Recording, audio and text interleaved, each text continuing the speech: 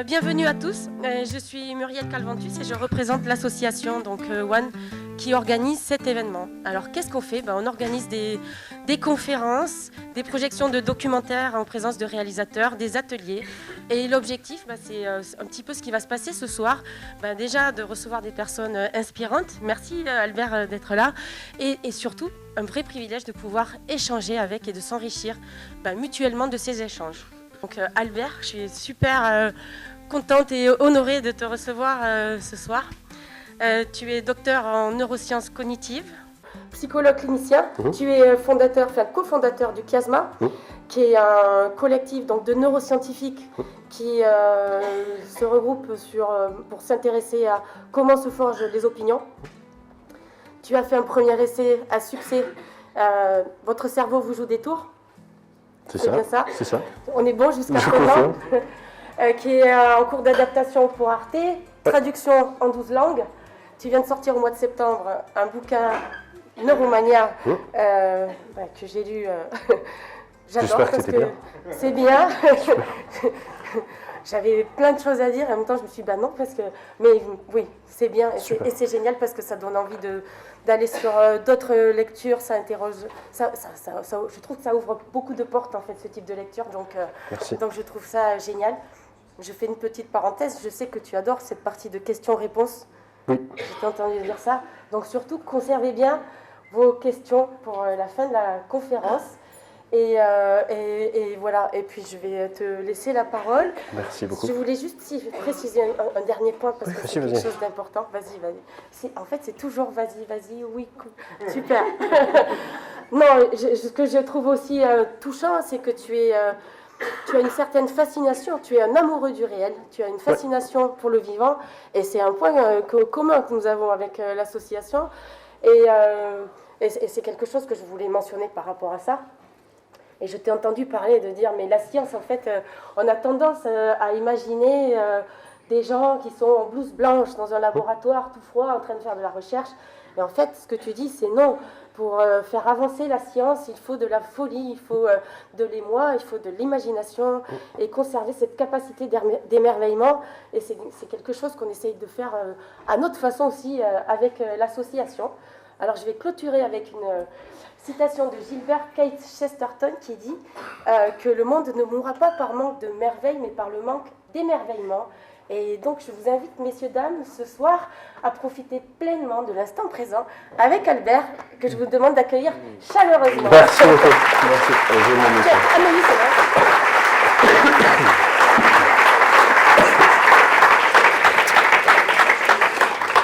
vrai. Merci. Ouais. Je vais m'asseoir. Okay. Tu vas voir en flou, mais... Ouais. Elle a oublié ses lunettes. Tout va être flou, mais je vais essayer d'être clair à l'oral. Bonsoir à tous et à toutes. Merci d'être là. Je m'appelle Albert Moukébert, une super introduction, je ne vais pas la refaire. Et aujourd'hui, effectivement, je ne savais pas c'était quoi le titre qu'on vous a communiqué. Donc je l'ai mis maintenant.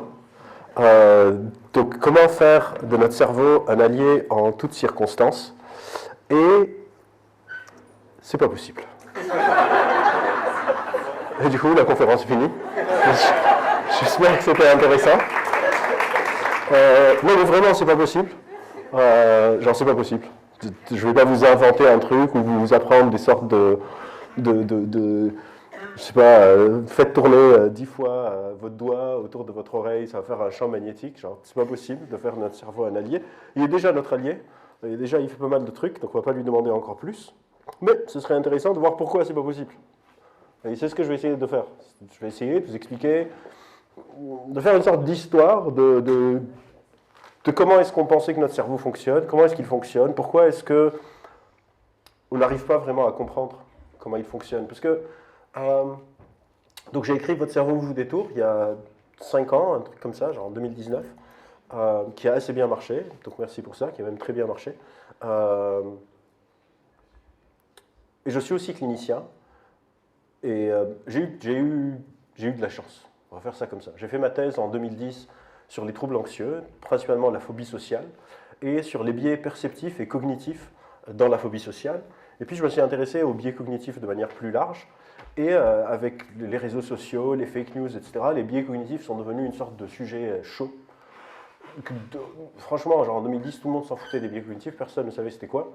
Et soudainement, genre, le téléphone sonnait, ah, les biais cognitifs, c'est ça qui explique tout, machin. On est biaisé, c'est notre cerveau, c'est notre cerveau, c'est notre cerveau. Et j'ai trouvé ça appauvrissant. Genre, non, c'est pas notre cerveau. Donc j'ai décidé, après Votre cerveau joue des tours, d'écrire Neuromania et d'essayer de vous donner accès à pourquoi, si vous allez voir 5 psychologues différents, vous allez avoir probablement 5 différentes thérapies. Pourquoi parfois vous allez voir plusieurs psychiatres, avoir différentes molécules, parfois ça va pas aller bien, parfois ça va hyper bien marcher. Pourquoi on ne sait pas? Parce que j'ai remarqué dans mon activité clinique, ça fait maintenant peut-être bientôt 20 ans que je fais de la thérapie, que plein de fois, des personnes arrivent chez moi qui ont déjà vu d'autres psychologues, qui sont hyper compétents, et qui ne vont pas mieux, et les personnes qui viennent me consulter pensent qu'ils ne vont pas mieux, ou elles ne vont pas mieux, parce qu'elles ont un truc très grave que personne ne sait soigner. Et en fait, j'essaye tout le temps de leur expliquer que non. C'est que nous, on n'est pas assez bon encore. Tout simplement. Genre, on n'est pas assez bon encore dans notre compréhension de la psychologie ou du cerveau. Et je me suis dit, ce serait intéressant d'expliquer pourquoi. Qu'est-ce qui rend notre cerveau, ou nous, les humains, tellement difficile à comprendre? Le cerveau est un des objets d'étude les plus complexes qu'on connaisse de l'univers. Il y a peut-être la physique quantique, les trous noirs et le cerveau. On a beaucoup de mal à avancer sur plein de choses. Et donc, on va essayer de voir tout ça un peu ensemble. Comme a été dit, quand je fais des conférences, moi, la partie qui m'intéresse, ce n'est pas la conférence, parce que c'est moi qui parle. Je ne vais pas apprendre grand-chose de nouveau. Moi, ce qui m'intéresse, c'est vos questions. C'est un peu pour ça que je fais des conférences, entre autres. Et il y a un truc que j'aime bien être interrompu.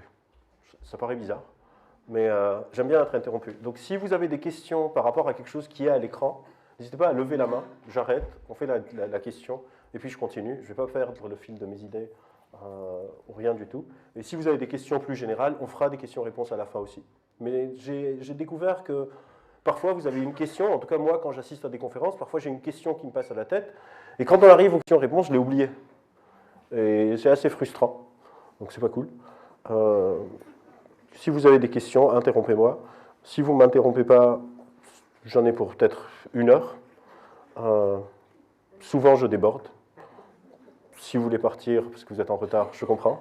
J'essaye de ne pas le prendre contre moi. Et si vous partez parce que vous trouvez ça nul, dites-moi. Comme ça, je ne dis pas que ce n'est pas pour moi. Et je le prends pour moi. La première question qu'on peut se poser, c'est pourquoi est-ce qu'on parle du cerveau, de la psychologie, ce qu'on appelle le grand public? Pourquoi est-ce que des personnes vont s'intéresser à la psychologie? Et il y a une raison pour ça. Pourquoi est-ce que je vais venir vous parler de l'amygdale, du cortex cingulate antérieur, ou je ne sais pas quoi? Il y a une raison, c'est que la psychologie appartient à un groupe de connaissances, ou des sciences, qu'on appelle des sciences performatives. Et pour expliquer ça simplement, pour ne pas prendre énormément de temps, c'est comme si on a 2 types de pensées dans notre cerveau. On a ce qu'on appelle les pensées inertes. C'est des pensées qui, si on les modifie, ça ne change pas grand-chose à notre fonctionnement quotidien. Par exemple, je ne sais pas, imaginez qu'en sortant d'ici, on reçoit une alerte sur notre téléphone qui dit que les anneaux de Saturne ont disparu. Saturne n'a plus d'anneaux. On va trouver ça cool ou pas cool, grave ou pas grave, mais ça ne va rien changer à notre vie. Sauf si vous êtes vraiment dans le domaine de l'astrophysique ou de quelque chose, ça ne va pas changer grand-chose à votre vie. C'est des croyances inertes. Ça a un impact, mais minime, sur comment vous allez gérer vos vies. Mais il y a un autre set de croyances qu'on appelle des croyances performatives qui, elles, si on les change, eh ben, ça modifie comment on se gère ou comment on pense les autres. Et il se trouve qu'une grande partie des croyances autour de notre propre fonctionnement et du fonctionnement d'autrui sont performatives.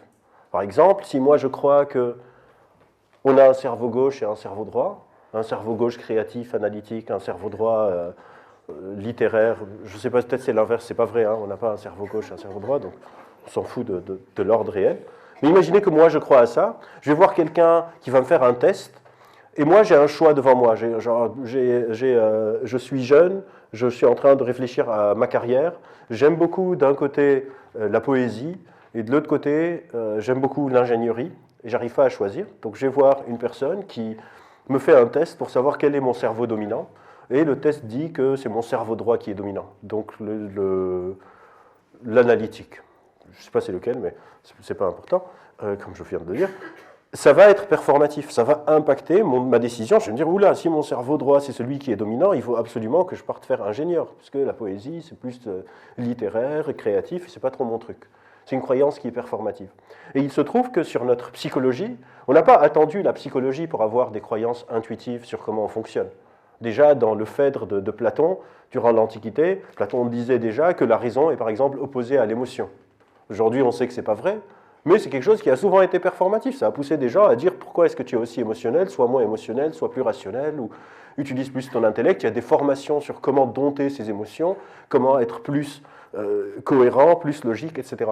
Il y a plein de croyances qu'on appelle de psychologie intuitive comme ça. Je vais vous en montrer quelques-uns. Par exemple, une croyance que je retrouve très souvent. Désolé pour ceux au fond qui ne voient peut-être pas, mais...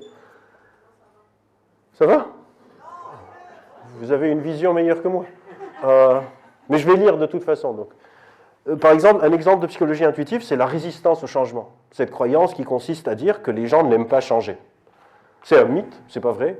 La résistance au changement, c'est un concept qui a été développé pour les systèmes, pas pour les individus. Si demain je vous dis que je vais vous augmenter votre salaire de 1 000 €, vous n'allez pas me dire non, j'aime pas changer. Vous allez être très content. Mais si moi je crois que les gens sont résistants au changement et que je suis en position hiérarchique supérieure, que je sois manager ou ministre ou président de la République, je mets en place un changement quelconque, les gens résistent, je vais me dire c'est normal, les gens n'aiment pas changer. Il faut juste que je fasse un peu de forcing, au bout d'un moment ils vont s'habituer et ça va passer. Mais moi si je crois que les gens ne sont pas naturellement résistants au changement, je mets en place ce champ de changement, cette opération de changement, les gens résistent, je vais me dire peut-être qu'il y a un truc qui ne va pas. Je vais aller leur demander pourquoi est-ce que vous résistez, est-ce qu'il y a quelque chose que moi j'ai loupé, qu'est-ce qui est en train de se passer. Un autre exemple de psychologie intuitive, c'est le modèle du déficit informationnel. C'est une croyance qui croit que si les gens ne sont pas d'accord avec moi, c'est qu'ils n'ont pas compris. Et donc, dès qu'il y a des personnes qui ne sont pas d'accord avec moi, je vais faire de la pédagogie. Et donc, on le voit par exemple dans les politiques publiques, on voit souvent, dès qu'il y a un problème, on dit il faut faire plus de pédagogie. Mais ce n'est pas vrai. On peut avoir très bien compris et juste être pas d'accord. Par exemple, le modèle du déficit informationnel a retardé énormément notre action pour le climat, pour l'environnement. Pendant longtemps, on pensait que le problème, c'est que si les gens savent qu'est-ce qui est en train de se passer avec le réchauffement climatique, eh ben, ça va aller. Donc on a dépensé des milliards d'euros pour faire juste de la sensibilisation et rien d'autre, au lieu d'essayer, je ne sais pas, de faire des lois pour réduire les émissions, des lois contre les lobbies qui mentaient dans leurs rapports sur leurs activités, etc. On a tout mis sur l'éducation et on voit aujourd'hui que non, ça ne marche pas. Le modèle du déficit informationnel n'est pas vrai. Ou encore le modèle de l'homo economicus qui dit que les humains sont des êtres rationnels qui décident à base d'analyse coût-bénéfice. Je n'ai pas besoin d'expliquer que c'est vraiment un mythe. Et donc, cette psychologie intuitive est performative, donc c'est important d'avoir une sorte de calibration plus exacte, en tout cas aussi exacte qu'on sait aujourd'hui, en sachant que ce que j'ai appris à la fac aujourd'hui, la majorité n'est pas vrai, pour voir comment ça marche. Et c'est un peu l'objet de la conférence aujourd'hui, d'essayer de vous expliquer pourquoi est-ce qu'on galère à comprendre, quelles sont les choses intéressantes qui se passent, quelles sont les nouvelles pistes qu'on a pour essayer de mieux comprendre, et à quoi ressemblerait notre vision de nous-mêmes si on utilisait ces nouvelles pistes. La conférence, une grande partie, est un mélange en fait, de votre cerveau joue des tours et de Neuromania. Je pourrais vous dire quelle partie est où, si vous savez pas, si vous voulez acheter un livre 1 et si vous ne savez pas lequel, je pourrais vous dire. Et donc, je ne viens pas vous donner mon opinion ici. Je viens essayer de restituer où est-ce qu'on en est aujourd'hui dans la recherche. Et il se trouve qu'aujourd'hui, on parle de neurosciences, mais je vais vous livrer un secret. Déjà, apparemment, en conférence, quand on livre des secrets, c'est quelque chose de très spécial. La majorité du temps, quand vous entendez dire neurosciences, ce n'est pas des neurosciences. Alors, pour la majorité écrasante des cas, les neurosciences n'ont pas grand-chose à dire au grand public pour le moment. Les seules avancées en neurosciences qui sont applicables sont dans le cas des maladies neurodégénératives ou dans les troubles du mouvement. Par exemple, quand j'ai écrit Votre cerveau joue des tours, il y avait les biais cognitifs, tout le monde était à fond sur les biais cognitifs. J'étais invité à des conférences comme aujourd'hui. On disait souvent, on veut accueillir le docteur Albert Moukébert qui va nous parler des dernières découvertes en neurosciences sur les biais cognitifs.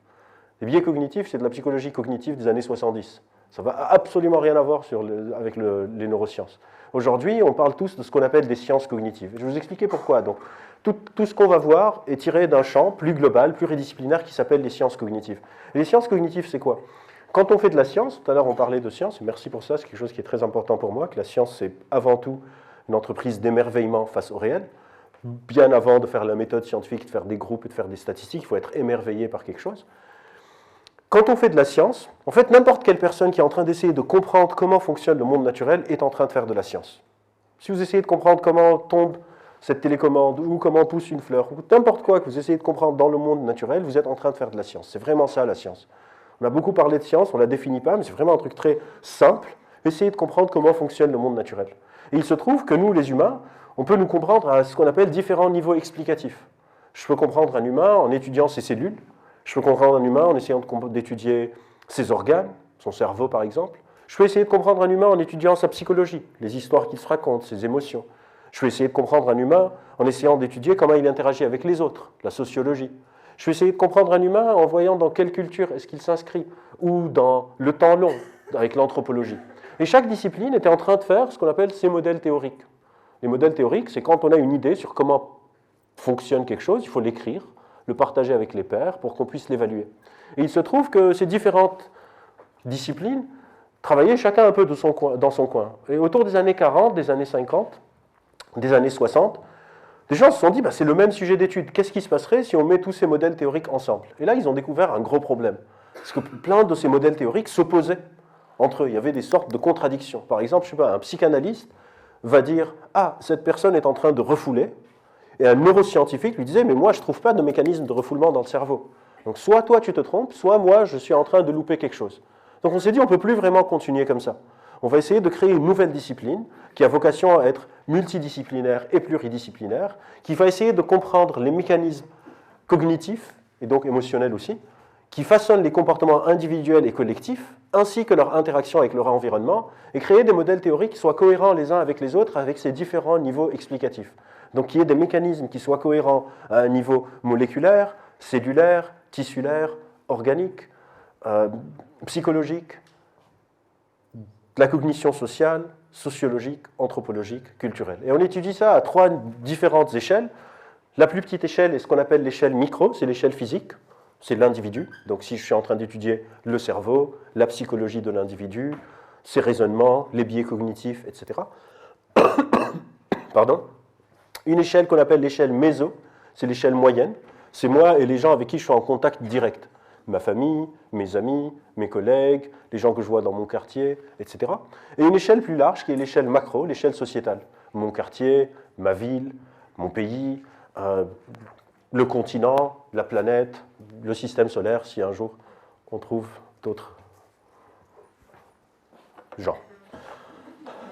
Je ne sais pas pourquoi j'ai dit cette phrase. Elle n'avait aucun sens. Et donc, on va essayer de voir comment est-ce que ces 3 briques s'intègrent entre elles et refaire une sorte de reconstitution de comment est-ce qu'on croyait que le cerveau fonctionne et comment est-ce qu'on pense qu'il fonctionne aujourd'hui et voir si ça peut nous apprendre quelque chose. Pour interagir avec le monde, souvent, Oui, allez-y, c'est super. Oui, très bien. Parce qu'il y avait écrit intelligence artificielle, là. Oui, bien sûr. Et qu'est-ce que ça fait là, alors? Parce que Si, bien sûr, je vais vous expliquer. Merci pour cette question. Je peux ouvrir ma conférence à intelligence artificielle, on peut aller pour 1 heure. En fait, l'intelligence artificielle, est-ce que vous n'êtes jamais demandé pourquoi est-ce qu'on parle d'intelligence pour une machine? Voilà. Pourquoi est-ce qu'on parle de réseaux neuronaux dans une intelligence artificielle? En fait, quand on a essayé de comprendre le cerveau est quelque chose de très mystérieux dans le sens où une dissection d'un cerveau ne nous apprend rien. En fait, un cerveau mort ne nous apprend pas grand-chose, sauf s'il y a des tumeurs ou s'il y a des traumas. Et donc, dans les années 40, quand l'intelligence artificielle a débuté, on n'avait pas vraiment encore de méthode d'imagerie. Les imageries cérébrales, celles que vous voyez dans des articles, ce qu'on appelle les IRM fonctionnels, la première étude en IRM fonctionnel, c'est 1991. Donc il n'y a même pas 30 ans. Les gens pensent que c'est dans les années 50, mais pas du tout. C'est vraiment là, il y a 30 ans. Et donc des chercheurs en sciences cognitives se sont dit, comment est-ce qu'on va étudier le cerveau? Parce que si on va s'amuser à ouvrir des crânes, c'est problématique. Donc ils se sont dit, pourquoi est-ce qu'on n'essaye pas de créer un cerveau dans une machine? Et donc, si on essaye de l'étudier dans la machine et de voir si ça peut nous apprendre quelque chose sur le cerveau biologique. Et donc, ils ont créé le premier neurone artificiel. Et après, ils ont créé le premier réseau neuronal artificiel. C'est pour ça qu'aujourd'hui, on parle de réseaux neuronaux, alors qu'il n'y a absolument pas de neurones dans la machine. À l'époque, l'intelligence artificielle a été très utile pour comprendre notamment les systèmes visuels dans le cerveau et les systèmes moteurs. Aujourd'hui, l'intelligence artificielle a complètement bifurqué. Ça ne fonctionne pas du tout comme un cerveau humain. Mais à la base, l'impulsion de base de l'intelligence artificielle, c'était des chercheurs en sciences cognitives qui l'ont créée. Aujourd'hui, l'intelligence artificielle nous aide à créer ce qu'on appelle des neurosciences computationnelles, c'est-à-dire à créer des modèles du cerveau. Le cerveau, c'est des milliards et des milliards et des milliards de connexions neuronales. On n'est pas capable de faire ça avec une calculette, etc. Donc on utilise l'intelligence artificielle, mais ce n'est pas genre ChatGPT et tout ça, c'est d'autres intelligences artificielles pour modéliser le cerveau, c'est tout. C'est juste une manière de traiter les données. Et donc c'est les neurosciences computationnelles pour ceux qui sont intéressés. Et donc pour comprendre le monde, souvent on suit un peu ce schéma. Il faut déjà pouvoir percevoir le monde, donc c'est mes sens, puis de l'interpréter, je me raconte des choses, c'est l'échelle micro, je communique avec les autres, c'est l'échelle méso, et on baigne dans un environnement, c'est l'échelle plus macro. On va essayer de voir tout ça, qu'est-ce que ça peut nous apprendre. Et on va commencer par notre perception. Donc notre perception, c'est nos sens. Combien de sens? Oui, c'est super, j'adore. Cognitif, ouais. Alors les biais cognitifs, ça prendrait un peu de temps à expliquer c'est quoi, mais pour faire simple, notre cerveau est un organe prédictif. On essaye de prédire qu'est-ce qui va se passer pour pouvoir agir vite. Et nos prédictions, on a certaines stratégies cognitives qu'on utilise. Par exemple, on crée des catégories pour pouvoir mieux fonctionner. Par exemple, le spectre de lumière est un continuum. Il n'y a pas un endroit où le rouge devient vert, le vert devient jaune, le jaune devient marron. Le jaune ne devient pas marron, mais c'est pas grave. On va simplifier en créant des catégories pour pouvoir dire « Ah, j'aime bien le pull bleu du monsieur devant vous, qui est mon pote. » Mais on va faire genre que non. C'est une stratégie qui marche très bien, la catégorisation. Mais parfois, si on l'applique sur d'autres choses, ça peut devenir un biais. Elle peut être ne plus du tout utile. Si par exemple, je divise tout le spectre de lumière en 2 couleurs, je perds en quelque chose. Donc les biais cognitifs, c'est une sorte de rencontre entre une stratégie cognitive qui est souvent prédictive et un environnement qui peut donner naissance à des résultats non souhaitables. Je l'imagine que ça ne vous a pas aidé, mais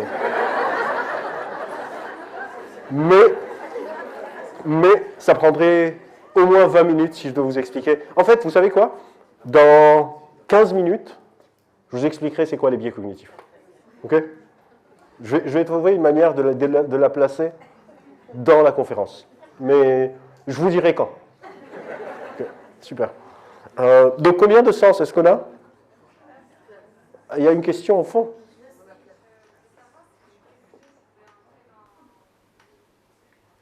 Je ne vous entends pas du tout. Non, mais dites-moi. Est-ce que quelqu'un peut faire passer la question? Est-ce que quoi? Les préjugés rentrent dans les biais cognitifs, oui, c'est les stéréotypages. C'est en fait une mauvaise catégorisation. Absolument. Combien de sens est-ce qu'on a? Non. 9, merci. Qui a dit 9? Qui a dit 9? Quelqu'un a déjà entendu un de mes podcasts. Donc on parle des 5 sens, c'est une sorte de combat personnel que j'ai, de réhabiliter les 4 sens qui manquent. J'ai aucune idée pourquoi on les a mis de côté, on a 9 sens. On a les 5 sens que tout le monde connaît, le toucher, l'ouïe, la vue, l'odorat et le goût. On a 4 autres sens, je vais vous les dire, je ne peux pas faire de devinette. La proprioception, la position de mon corps dans l'espace, je peux fermer les yeux, je peux pencher, je sais que je suis penché alors que mes yeux sont fermés, c'est grâce à la proprioception. L'interoception, je peux sentir mon cœur battre, je peux sentir que j'ai des gaz ou j'ai une crampe. C'est possible si je ne suis pas en train de toucher l'intérieur de mon corps, ça s'appelle l'interoception.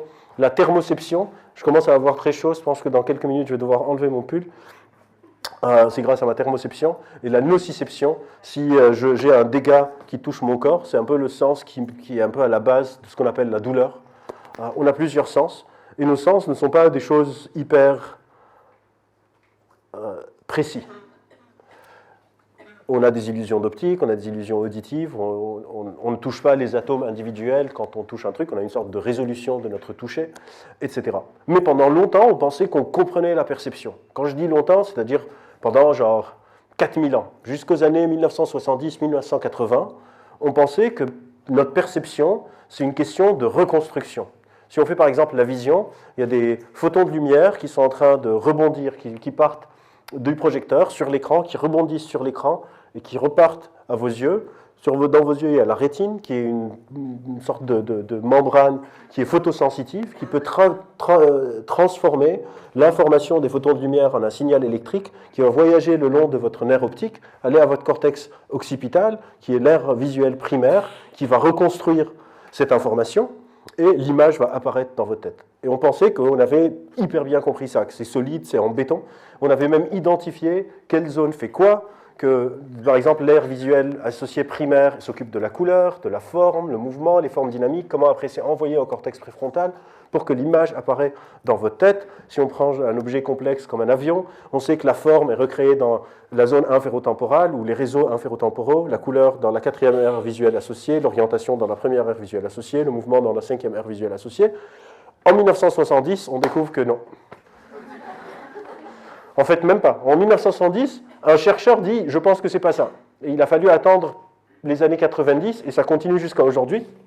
D'ailleurs, j'ai un livre, c'est bizarre de faire la promo d'un livre de quelqu'un d'autre, mais c'est pas grave, que je suis en train de lire parce que j'aime beaucoup l'auteur, qui s'appelle Andy Clark, qui parle un peu de cette histoire de comment notre perception, c'est pas juste de la reconstruction. Et donc si c'est pas juste de la reconstruction, c'est quoi? On a découvert en fait que si notre perception c'était juste de la reconstruction, cette histoire que je viens de vous raconter, on appelle cette histoire le processing bottom-up. Pour ceux qui ne sont pas bons en anglais, bottom c'est le bas, up c'est le haut, c'est-à-dire du bas vers le haut. De mes sens, de mes doigts, de mon nez, de mes yeux, de mes oreilles, de mon interoception, etc., vers mon système nerveux central, vers mon cerveau pour décoder tout ça. Et bien, on a découvert que si on faisait juste ça, cette scène, notre espérance de vie serait de quelques millisecondes. Si on est dans une voiture, sur une autoroute, à 130 km/h, en train de conduire, il pleut, il y a d'autres voitures qui sont en train d'aller à 130 km/h, on est juste en train de reconstruire la scène chaque milliseconde, chaque quelques millisecondes ou moins d'une milliseconde, eh ben, notre espérance de vie, elle n'est pas ouf. On a découvert en fait que notre cerveau était en train de faire autre chose, en parallèle de ça. On a une vision bottom-up, mais notre cerveau est aussi en permanence, et je vais arriver au biais cognitif dans 7 minutes ou 8 minutes, sont en train aussi de prédire le monde. En gros, les informations qui viennent sur ma rétine sont morcelées, il y a plein de bouts de choses qui manquent, et mon cerveau, à partir de tout ce qu'on a appris depuis notre naissance, bouche les trous avec ce qu'on appelle du top-down. On invente quelque part le monde. On est en train de prédire le monde en permanence. Si vous voulez une expérience juste pour voir comment vous êtes en train de prédire, si vous me regardez, vous me voyez en couleur, ça ne vous surprend pas, mais ce qui devrait vous surprendre, c'est que votre vision périphérique est aussi en couleur. Donc si je regarde le centre, ma vision périphérique est aussi en couleur. Sur ma rétine, sur ma vision périphérique, j'ai quasiment pas de capteur de couleur. Les couleurs dans votre vision périphérique sont en train d'être inventées par votre cerveau, tout le temps, en permanence. Et c'est ça qui fait que certaines illusions d'optique fonctionnent. Plein d'illusions d'optique ne marchent pas sur notre rétine, mais sont en train d'impacter nos prédictions dans notre cerveau, comme par exemple cette illusion d'optique. Si vous regardez cette illusion d'optique, j'imagine que vous savez c'est quoi la question. Quelle voiture est la plus grande? Probablement, si vous n'essayez pas de savoir que c'est une illusion d'optique, on voit tous, moi inclus, cette voiture plus grande que celle-ci et cette voiture plus grande que celle-ci. Mais en fait, ces trois voitures sont exactement de la même taille. On dit soit non, c'est pas possible. Donc j'ai ramené une preuve. En attendant, je vais enlever mon pull, parce que ma thermoception a chaud. Hop. Donc c'est la même voiture, qui est juste en 3 fois. Et qu'est-ce qui est en train de se passer ici? Si c'était juste des photons de lumière qui sont en train d'arriver à ma rétine, qui sont en train d'être recréés, il n'y a aucune raison de se tromper. Ce qui est en train de se passer ici, c'est mes prédictions. En fait, pour évaluer la taille des choses, on utilise un principe qu'on apprend très jeune, vers entre 4 et 12 mois, on va dire. On sait à peu près les règles basiques de l'univers, quand est-ce qu'on est en train de les apprendre. Par exemple, la permanence des objets, on l'apprend aussi entre... Il y a plein de choses qui se passent entre 4 et 18 mois. On va dire toutes les règles basiques du monde physique, c'est entre 4 et 18 mois. Vous pouvez essayer, si vous avez des enfants, s'ils ont moins de 3, 4, 5, 6 mois, vous prenez un objet, vous le cachez, il a disparu. Et à partir d'un certain âge, vous prenez un objet, vous le cachez, et le bébé va aller le chercher. Ça s'appelle la permanence des objets. Ils savent que les objets restent, même s'ils ne les voient plus. Et donc ici, la règle qui fait que cette illusion fonctionne, c'est la perspective. C'est grâce à ça qu'on évalue la taille des choses. Les personnes qui sont au premier rang, vous m'apparaissez plus grand que les personnes qui sont au dernier rang. Quelque chose qui est plus loin est supposé apparaître plus petit que quelque chose qui est plus proche. Sauf qu'ici, on a un problème. C'est que ces trois voitures font la même taille, alors qu'une est plus loin que celle qui est proche. Donc mon cerveau se dit, s'il y a quelque chose qui est plus loin et qui garde la même taille réelle, c'est que ce truc est géant. Et donc il augmente la taille pour que ça reste cohérent avec les règles que vous connaissez de l'univers. Et donc vous voyez que cette voiture est plus grande que celle-ci parce qu'elle est plus loin, mais elle fait la même taille, donc dans la réalité, elle est plus grande. Et pour notre cerveau, ce qui compte, c'est le réel. Ce n'est pas la véracité, mais c'est comment est-ce que je vais agir. Donc il se dit, oula, il y a une voiture géante plus loin que moi parce qu'elle fait la même taille que l'autre. Et donc un Nielsen, un autre chercheur que j'aime beaucoup, qui travaille sur la conscience, il considère que notre conscience est ce qu'il appelle une hallucination contrôlée. On est en permanence en train d'avoir deux images qui se mélangent dans notre cerveau en permanence. Les informations qui viennent du monde extérieur et qui sont morcelées, qui manquent beaucoup, et mes processus top-down qui viennent les compléter. Et on est un peu en train d'halluciner le monde, mais avec des règles très précises qui font que tout est stable tout le temps. Ça va jusque-là? Oui. Ben, ça dépend, merci beaucoup, c'est une super question parce que ça va me permettre de faire ma transition. Quel pourcentage? Est-ce qu'on peut étudier le pourcentage? Et ça va permettre de revenir aux biais cognitifs, parce que les biais cognitifs dépendent du pourcentage. Et donc, je vais vous montrer un truc avec un pourcentage plus bas. Par exemple, cette télécommande, c'est quasiment 100% de bottom-up, ce qu'on appelle un objet stable. Mais maintenant, je vais vous en montrer un objet ambigu. Cette danseuse. Donc, cette danseuse est ce qu'on appelle un stimuli ambigu. Je vais vous demander une question, et après vous allez comprendre pourquoi. Je veux que les personnes qui voient cette danseuse tourner dans le sens inverse des aiguilles d'une montre, donc comme ça, lèvent la main. Super. Ceux qui la voient tourner dans le sens des aiguilles d'une montre, très bien. Et ceux qui la voient changer, très bien. Pardon. Elle ne change jamais. Ce qui change, c'est votre cerveau. C'est la manière dont vous êtes en train de compléter l'information qui manque. Je vais vous le prouver et après on en discute. Brouhaha, brouhaha. Si vous regardez à droite puis au centre, la danseuse du centre va tourner dans le sens inverse de l'aiguille d'une montre. Indépendamment de ce que vous étiez en train de voir il y a quelques secondes. Il faut juste regarder à droite puis au centre et la danseuse du centre va tourner dans le sens inverse de l'aiguille d'une montre. Si je vous fais l'inverse, si vous regardez à gauche puis au centre, elle tourne dans le sens de l'aiguille d'une montre. Et pour vous prouver que je ne suis pas en train de tricher, que la danseuse du centre ne change vraiment jamais, si je vous fais la totale, si vous regardez à droite puis au centre, elle tourne dans un sens. Si vous regardez à gauche puis au sens, elle tourne dans un autre sens. Et chacun et chacune d'entre vous peuvent la faire tourner de sens sur commande quand vous voulez. Donc moi, je suis en train de rien toucher. C'est vous qui faites le travail. Allez-y. Pourquoi on peut?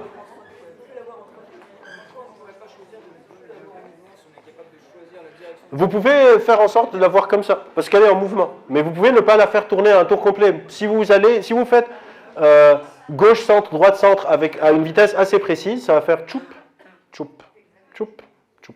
Mais vous ne pouvez pas la voir pas tourner parce qu'elle est en train de bouger. L'information qui manque n'est pas une information de mouvement. L'information qui manque, donc c'est un stimuli ambigu, pour revenir à ce que vous disiez. Quand il y a moins d'informations, on complète plus. Quand il y a plus d'informations, on complète moins. Ici, l'information qui nous manque, c'est une information de profondeur. On a un mouvement en 3 dimensions et notre cerveau n'a pas de marqueur de profondeur. Votre cerveau ne sait pas quand est-ce que la jambe passe devant ou derrière. Et donc, il y a une ambiguïté, parce qu'il faut savoir quand est-ce que la jambe passe devant ou derrière, c'est ça qui détermine le sens de rotation. À gauche et à droite, on a ce qu'on appelle des versions stabilisées du stimuli ambigu bistable. Et donc, vous voyez cette jambe passer derrière puis devant, ce qui fait que cette jambe qui est la jambe gauche et la jambe pivot, et donc c'est un mouvement dans le sens aiguille d'une montre. Et ici, on a complété à l'inverse. C'est ce qu'on appelle un stimuli ambigu bistable. Il est bistable parce qu'on peut le stabiliser de 2 manières. Il y a des objets qui sont tristables, quadristables, pentastables, etc. Pardon. Quand vous allez regarder ici, vous allez former ce qu'on appelle un a priori visuel, et votre cerveau va utiliser cet a priori visuel pour des processus top-down, compléter, stabiliser l'information à partir de cet a priori-là. Si vous regardez ici quelques millisecondes, vous formez un autre a priori visuel et vous stabilisez avec cet a priori-là.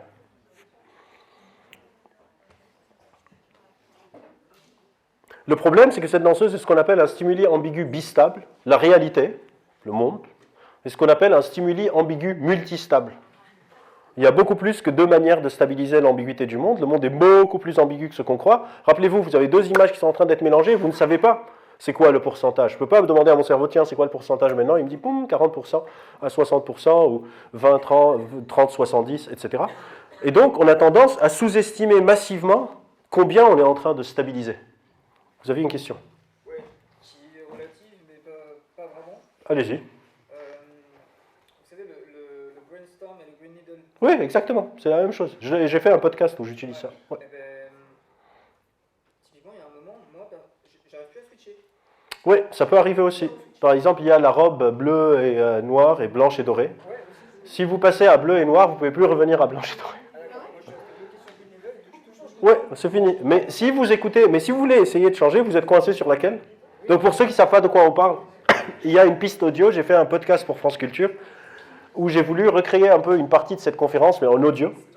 Et au lieu d'avoir la danseuse, parce qu'on ne peut pas voir la danseuse dans un podcast, il y a des illusions bistables auditives, et donc c'est une piste son, je ne l'ai pas, sinon je vous l'aurais fait écouter, où si vous pensez à brainstorm, vous entendez le mot brainstorm, et si vous pensez à green needle, vous entendez green needle, alors qu'on peut imaginer que brainstorm et green needle, ce ne pas deux mots qui sont proches l'un de l'autre, mais ça marche. Si vous êtes coincé à un seul, ce que je vous recommande de faire, c'est de vous enregistrer ou de quelque chose avec l'autre mot, de l'écouter plein de fois, et après de remettre la piste son. Non, mais je ne l'étais pas avant, c'est que je me suis donné. Oui, je sais. Parfois, on est bloqué. On ne sait pas comment ça marche. Voilà. Et donc, la réalité est beaucoup plus ambiguë que ce qu'on croit. Il y a même certains chercheurs qui disent qu'il y a autant de réalité qu'il y a d'individus. En gros, c'est ça qui vous rend unique. On dit tout le temps, ah, chacun est unique, vous êtes unique comme tout le monde. On est unique, en fait, dans la manière dont on complète l'information manquante du monde. Par exemple, un trait de personnalité, c'est quoi? Un trait de personnalité, c'est une description de comment une personne stabilise l'ambiguïté du réel. Par exemple, imaginez quelqu'un qui est... Je donne tout le temps le même exemple, parce qu'il marche assez bien. Imaginez quelqu'un qui est jaloux. Qu'est-ce que ça veut dire, être jaloux? D'un point de vue pratico-pratique. Déjà, personne ne décide d'être jaloux. Personne ne se dit, moi, quand je serai grand, je vais être jaloux. Qu'est-ce que ça veut dire, être jaloux? C'est une description de comment une personne aura tendance à stabiliser une certaine ambiguïté. Donc imaginez que je suis quelqu'un de jaloux, j'appelle la personne avec qui je suis en couple. Cette personne ne répond pas. Stimuli ambigu, je ne sais pas pourquoi elle ne répond pas. Incertitude, il faut que je stabilise cette ambiguïté. Être jaloux, c'est avoir plutôt tendance à se dire « elle ne répond pas parce qu'elle me trompe ». Ne pas être jaloux, c'est me dire « elle ne répond pas parce qu'elle est occupée ». C'est quoi être optimiste? Un optimiste, c'est quelqu'un qui stabilise l'ambiguïté du futur. Le futur est par définition incertain, il n'existe pas encore. Un optimiste, c'est quelqu'un qui stabilise l'ambiguïté du futur en se disant « ça va bien se passer ». Un pessimiste, c'est quelqu'un qui dit « ça va mal se passer ». Tous nos traits de personnalité, c'est des traits qui nous distinguent les uns des autres. Et donc, ils distinguent comment on stabilise l'ambiguïté de certaines interactions. Et donc, on peut dire qu'on ne voit pas le monde tel qu'il est, mais plutôt tel que nous sommes. On est tout le temps en train de mettre de soi dans le monde. Mais, pour ne pas tomber dans le relativisme, et c'est là où votre question est hyper importante, plus une situation ambiguë et incertaine, et plus je peux lui attribuer le sens que je veux, et moins une situation ambiguë et incertaine, et moins je peux lui attribuer le sens que je veux. Donc, c'est pas chacun est en train de créer son monde et on est tous Alice au pays des merveilles, mais il y a une sorte de marge de manœuvre qui peut être plus ou moins importante selon le niveau d'ambiguïté qui existe dans une situation. Et là arrivent les biais cognitifs. Je n'ai pas oublié. Donc moi j'ai fait ma thèse sur l'anxiété sociale. L'anxiété est quelque chose qui module comment une personne stabilise l'ambiguïté du monde. Dans l'anxiété sociale, dans notre cognition sociale, on a des ordres de pensée. Et on a 3 ordres de pensée. Le premier ordre de pensée, c'est qu'est-ce que je pense de moi. Le second ordre de pensée, c'est qu'est-ce que je pense des autres. Et le troisième ordre de pensée, c'est qu'est-ce que je pense que les autres pensent de moi. Est-ce que je pense que vous pensez que cette conférence est intéressante? Est-ce que vous êtes déçu que je ne suis pas en train de vous expliquer comment rendre de votre cerveau un allié en toutes circonstances? Parce que ce n'est pas possible. Quand on est anxieux social, c'est un biais cognitif qui va s'activer, qui fait que nos pensées du troisième ordre, parce que c'est ambigu, je ne sais pas qu'est-ce que vous pensez.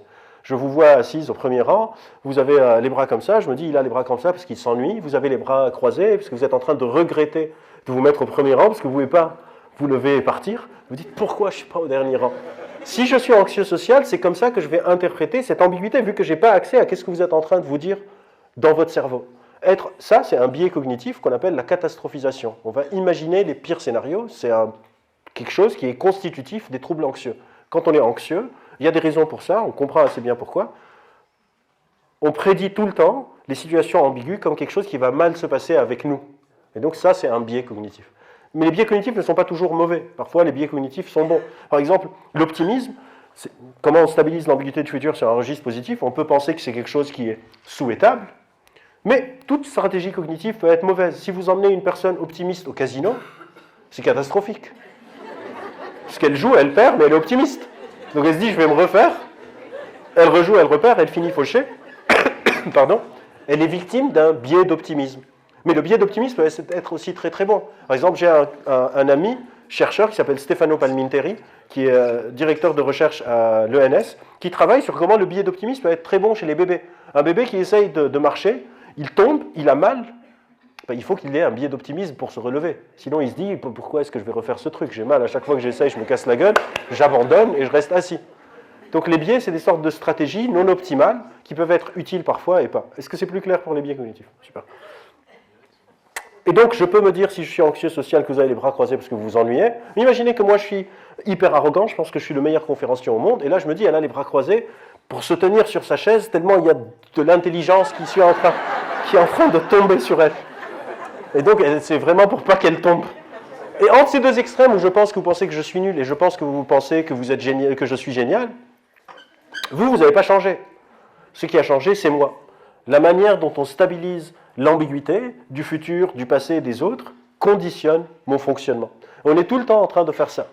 On fait ça à partir de nos a priori, et nos a priori, ce n'est pas juste ce qu'on vient de voir. Nos a priori, ça peut être est-ce que je suis fatigué ou pas. Par exemple, j'ai peu dormi, je vais être plus irritable. Une même situation ne m'aurait pas irrité si j'avais dormi. Il peut faire très chaud, il peut faire froid, je peux être entouré de gens que j'aime pas. Et donc, on est en train de quitter cette image du bottom-up, où des données sensorielles vont à ma rétine, à mon cortex visuel, et puis ça devient une expérience visuelle.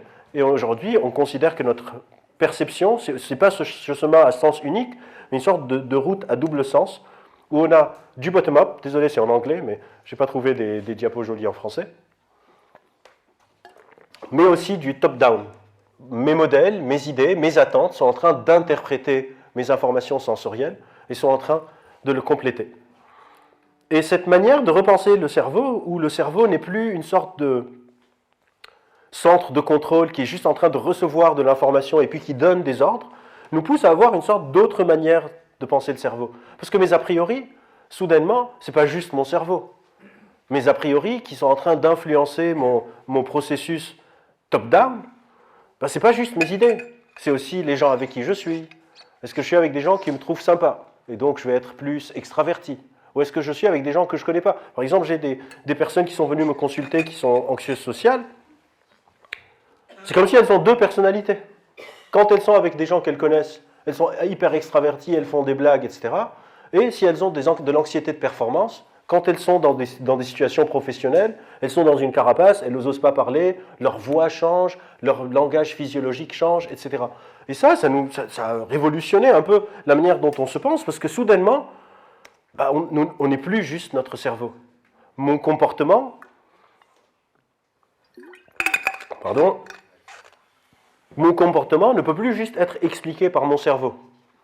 Et donc, étudier le cerveau n'est plus suffisant pour comprendre le comportement d'un humain, parce que soudainement, l'humain, son comportement ne dépend plus juste de son cerveau, vu que ce n'est plus juste du traitement de l'information, mais aussi tout un a priori qui est en train de nous influencer en permanence.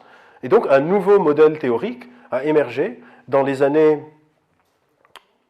1992-1993. Ça a été hypothétisé par un philosophe, deux philosophes, qui s'appellent Francisco Varela, qui est chilien, et Humberto Maturana, et qui dit en fait non, on a une cognition qui est incarnée. C'est-à-dire, je ne suis plus un cerveau, je suis un cerveau dans un corps, dans un contexte.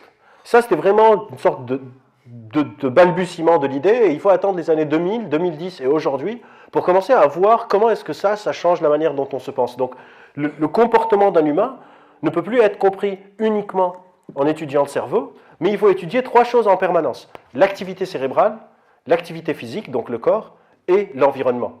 Et ces trois sont en train de se nourrir en permanence. Avant, on pensait que notre fonctionnement est ce qu'on appelle une boucle de causalité linéaire, A cause B, B cause C, C cause D, D cause E, E cause F, qui peut être hyper longue, hyper compliquée et hyper complexe, mais ça reste linéaire. Et aujourd'hui, on considère que ça ne va jamais marcher, qu'on a ce qu'on appelle une boucle de rétroaction. A cause B cause C, mais C agit sur A, C agit sur B agit sur C, B agit sur A, et il y a des tonnes de lettres et des tonnes de trucs qui vont de partout à partout. J'ai quelque part... Attendez, je vais voir. Je vais ouvrir une autre. Où est-ce que je peux trouver ça? Je ne sais pas où la trouver. Je voulais vous montrer un modèle de la dépression, mais je pourrais vous montrer après. Attendez. Je ne vais jamais le trouver. Je chercherai après. Et donc, dans ce cas de figure, la manière dont on est en train d'étudier le cerveau depuis 60 ans devient hyper réductrice. Par exemple, toutes les données qu'on a en IRM fonctionnel, c'est des données de cerveau qui sont allongées dans une machine d'IRM, qui regardent souvent un écran, qui répondent à des questions avec le temps de réaction, avec une machine qui fait bah, bah, bah, bah, si vous avez déjà été dans une machine d'IRM fonctionnelle, alors que le cerveau est un organe incarné, qui dépend de son contexte. Et donc on n'a aucune donnée de ce qui se passe dans le cerveau d'un humain qui est en train de regarder la télé chez lui, ou qui part à un premier encart amoureux, ou qui assiste à une conférence, ou qui donne une conférence. On a un gros problème, et ça c'est une des raisons principales de pourquoi on n'arrive pas encore à comprendre le cerveau, parce que le cerveau a cette spécificité d'être un organe dépendant du contexte. Notre cerveau ne marche pas de la même manière selon où il se trouve, parce qu'il n'est plus juste un organe qui reçoit de l'information, mais c'est un organe qui change l'information qu'il crée selon l'environnement dans lequel il se trouve. Et donc, à quoi ressemblerait l'humain si on a une vision non réductionniste de l'humain? Si on considère que l'humain, le comportement d'un humain ne dépend pas de son activité cérébrale, mais dépend de l'interaction permanente entre son cerveau, son corps et son contexte. C'est un peu ça l'idée de base de Neuromania, avec laquelle j'ai saupoudré un peu aussi des sortes de débunkage de croyances sur le cerveau, mais le cheval de Troie de Neuromania, c'est vraiment à quoi ressemblerait une vision non réductionniste de l'humain. Et dans Neuromania, il y a 3 piliers. Dans le monde de l'entreprise, ce qu'on appelle le développement personnel, qui est hyper réductionniste parce que c'est le développement de la personne par la personne, et donc on invisibilise les facteurs contextuels. Si vous faites un burn-out, il faut que vous fassiez de la gestion émotionnelle, alors qu'on vous fait cravacher 20 heures par jour. Dans la santé mentale et en politique. Je fais une blague? C'est pas grave. Et donc, aujourd'hui, je n'ai pas le temps de vous faire tout le livre. Mon éditeur m'a dit que c'est pas bien, que les gens n'achètent plus après. Et donc, on va voir quelques exemples. Par exemple, dans la santé mentale. À quoi ressemblerait la santé mentale si on n'a pas une vision réductionniste, si on a une vision incarnée de l'humain? La première chose à savoir, c'est que, est-ce que les troubles mentaux sont comme les autres troubles? Il faut savoir qu'en médecine, le modèle théorique dominant de la médecine s'appelle le modèle biomédical. Le modèle biomédical a une sorte de supposition très forte, que si quelqu'un est malade, c'est qu'il a ce qu'on appelle un pathogène, un virus, une bactérie. Par exemple, moi, je ne sais pas pourquoi, je suis enrhumé depuis maintenant 3 semaines, bientôt 4. Apparemment, c'est une rhinite. Ça commence à aller mieux, mais j'ai dépensé un budget infini en mouchoirs. Je pense que les stocks de Kleenex ou du Monoprix, je ne sais plus quelle marque j'étais en train d'acheter, a explosé grâce à moi. Et dans le modèle biomédical, il y a cette supposition forte qu'une maladie, une personne qui est malade, implique une maladie qui est portée par l'individu malade. Il y a les individus malades et les individus sains. Et on a porté cette supposition sur la santé mentale. Mais récemment, avec cette vision non réductionniste de l'humain, on a réalisé que ce n'est pas le cas. Désolé, encore une fois, c'est en anglais, mais les articles de recherche sont en anglais. Et on a remarqué qu'en fait, le modèle biomédical dans la santé mentale n'est pas hyper bon pour faire fonctionner ça. Les modèles biomédicaux pour la santé mentale ne font pas de très bons modèles. Et je vais essayer de vous expliquer pourquoi. Imaginez que je bosse dans une boîte, et dans ma boîte, mon patron ou ma patronne sont toxiques. Ils m'insultent, ils me cassent toute la journée, ils me font bosser très tard, donc je déprime. Est-ce qu'on peut dire que moi j'ai une maladie dans mon corps? Non, la maladie vient de mon environnement. Par exemple, comment il s'appelle? Thomas Fuchs, psychiatre qui travaille de manière à intégrer la cognition incarnée, il considère que dans les maladies mentales, parfois une personne peut avoir la maladie dans son organisme. Par exemple, l'anxiété sociale, c'est la personne qui imagine que vous pensez que je suis nul, donc ça vient de moi. Mais parfois, on peut baigner dans la maladie. L'environnement peut être malade. Un autre exemple qui est très intuitif à comprendre, c'est par exemple l'homosexualité dans les années 70. On considérait que les homosexuels étaient malades, et puis on a décidé qu'ils ne sont pas malades. Eux, ils n'ont pas changé du tout. Eux, ils sont encore les mêmes.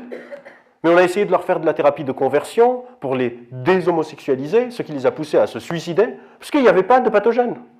C'était juste la vision du monde sur eux. Et donc, dans ce cas-là, au lieu que, si moi j'ai une personne qui fait un burn-out parce qu'elle bossait 20 heures par jour, bah, c'est normal qu'elle fasse un burn-out. Elle n'a aucun problème, elle.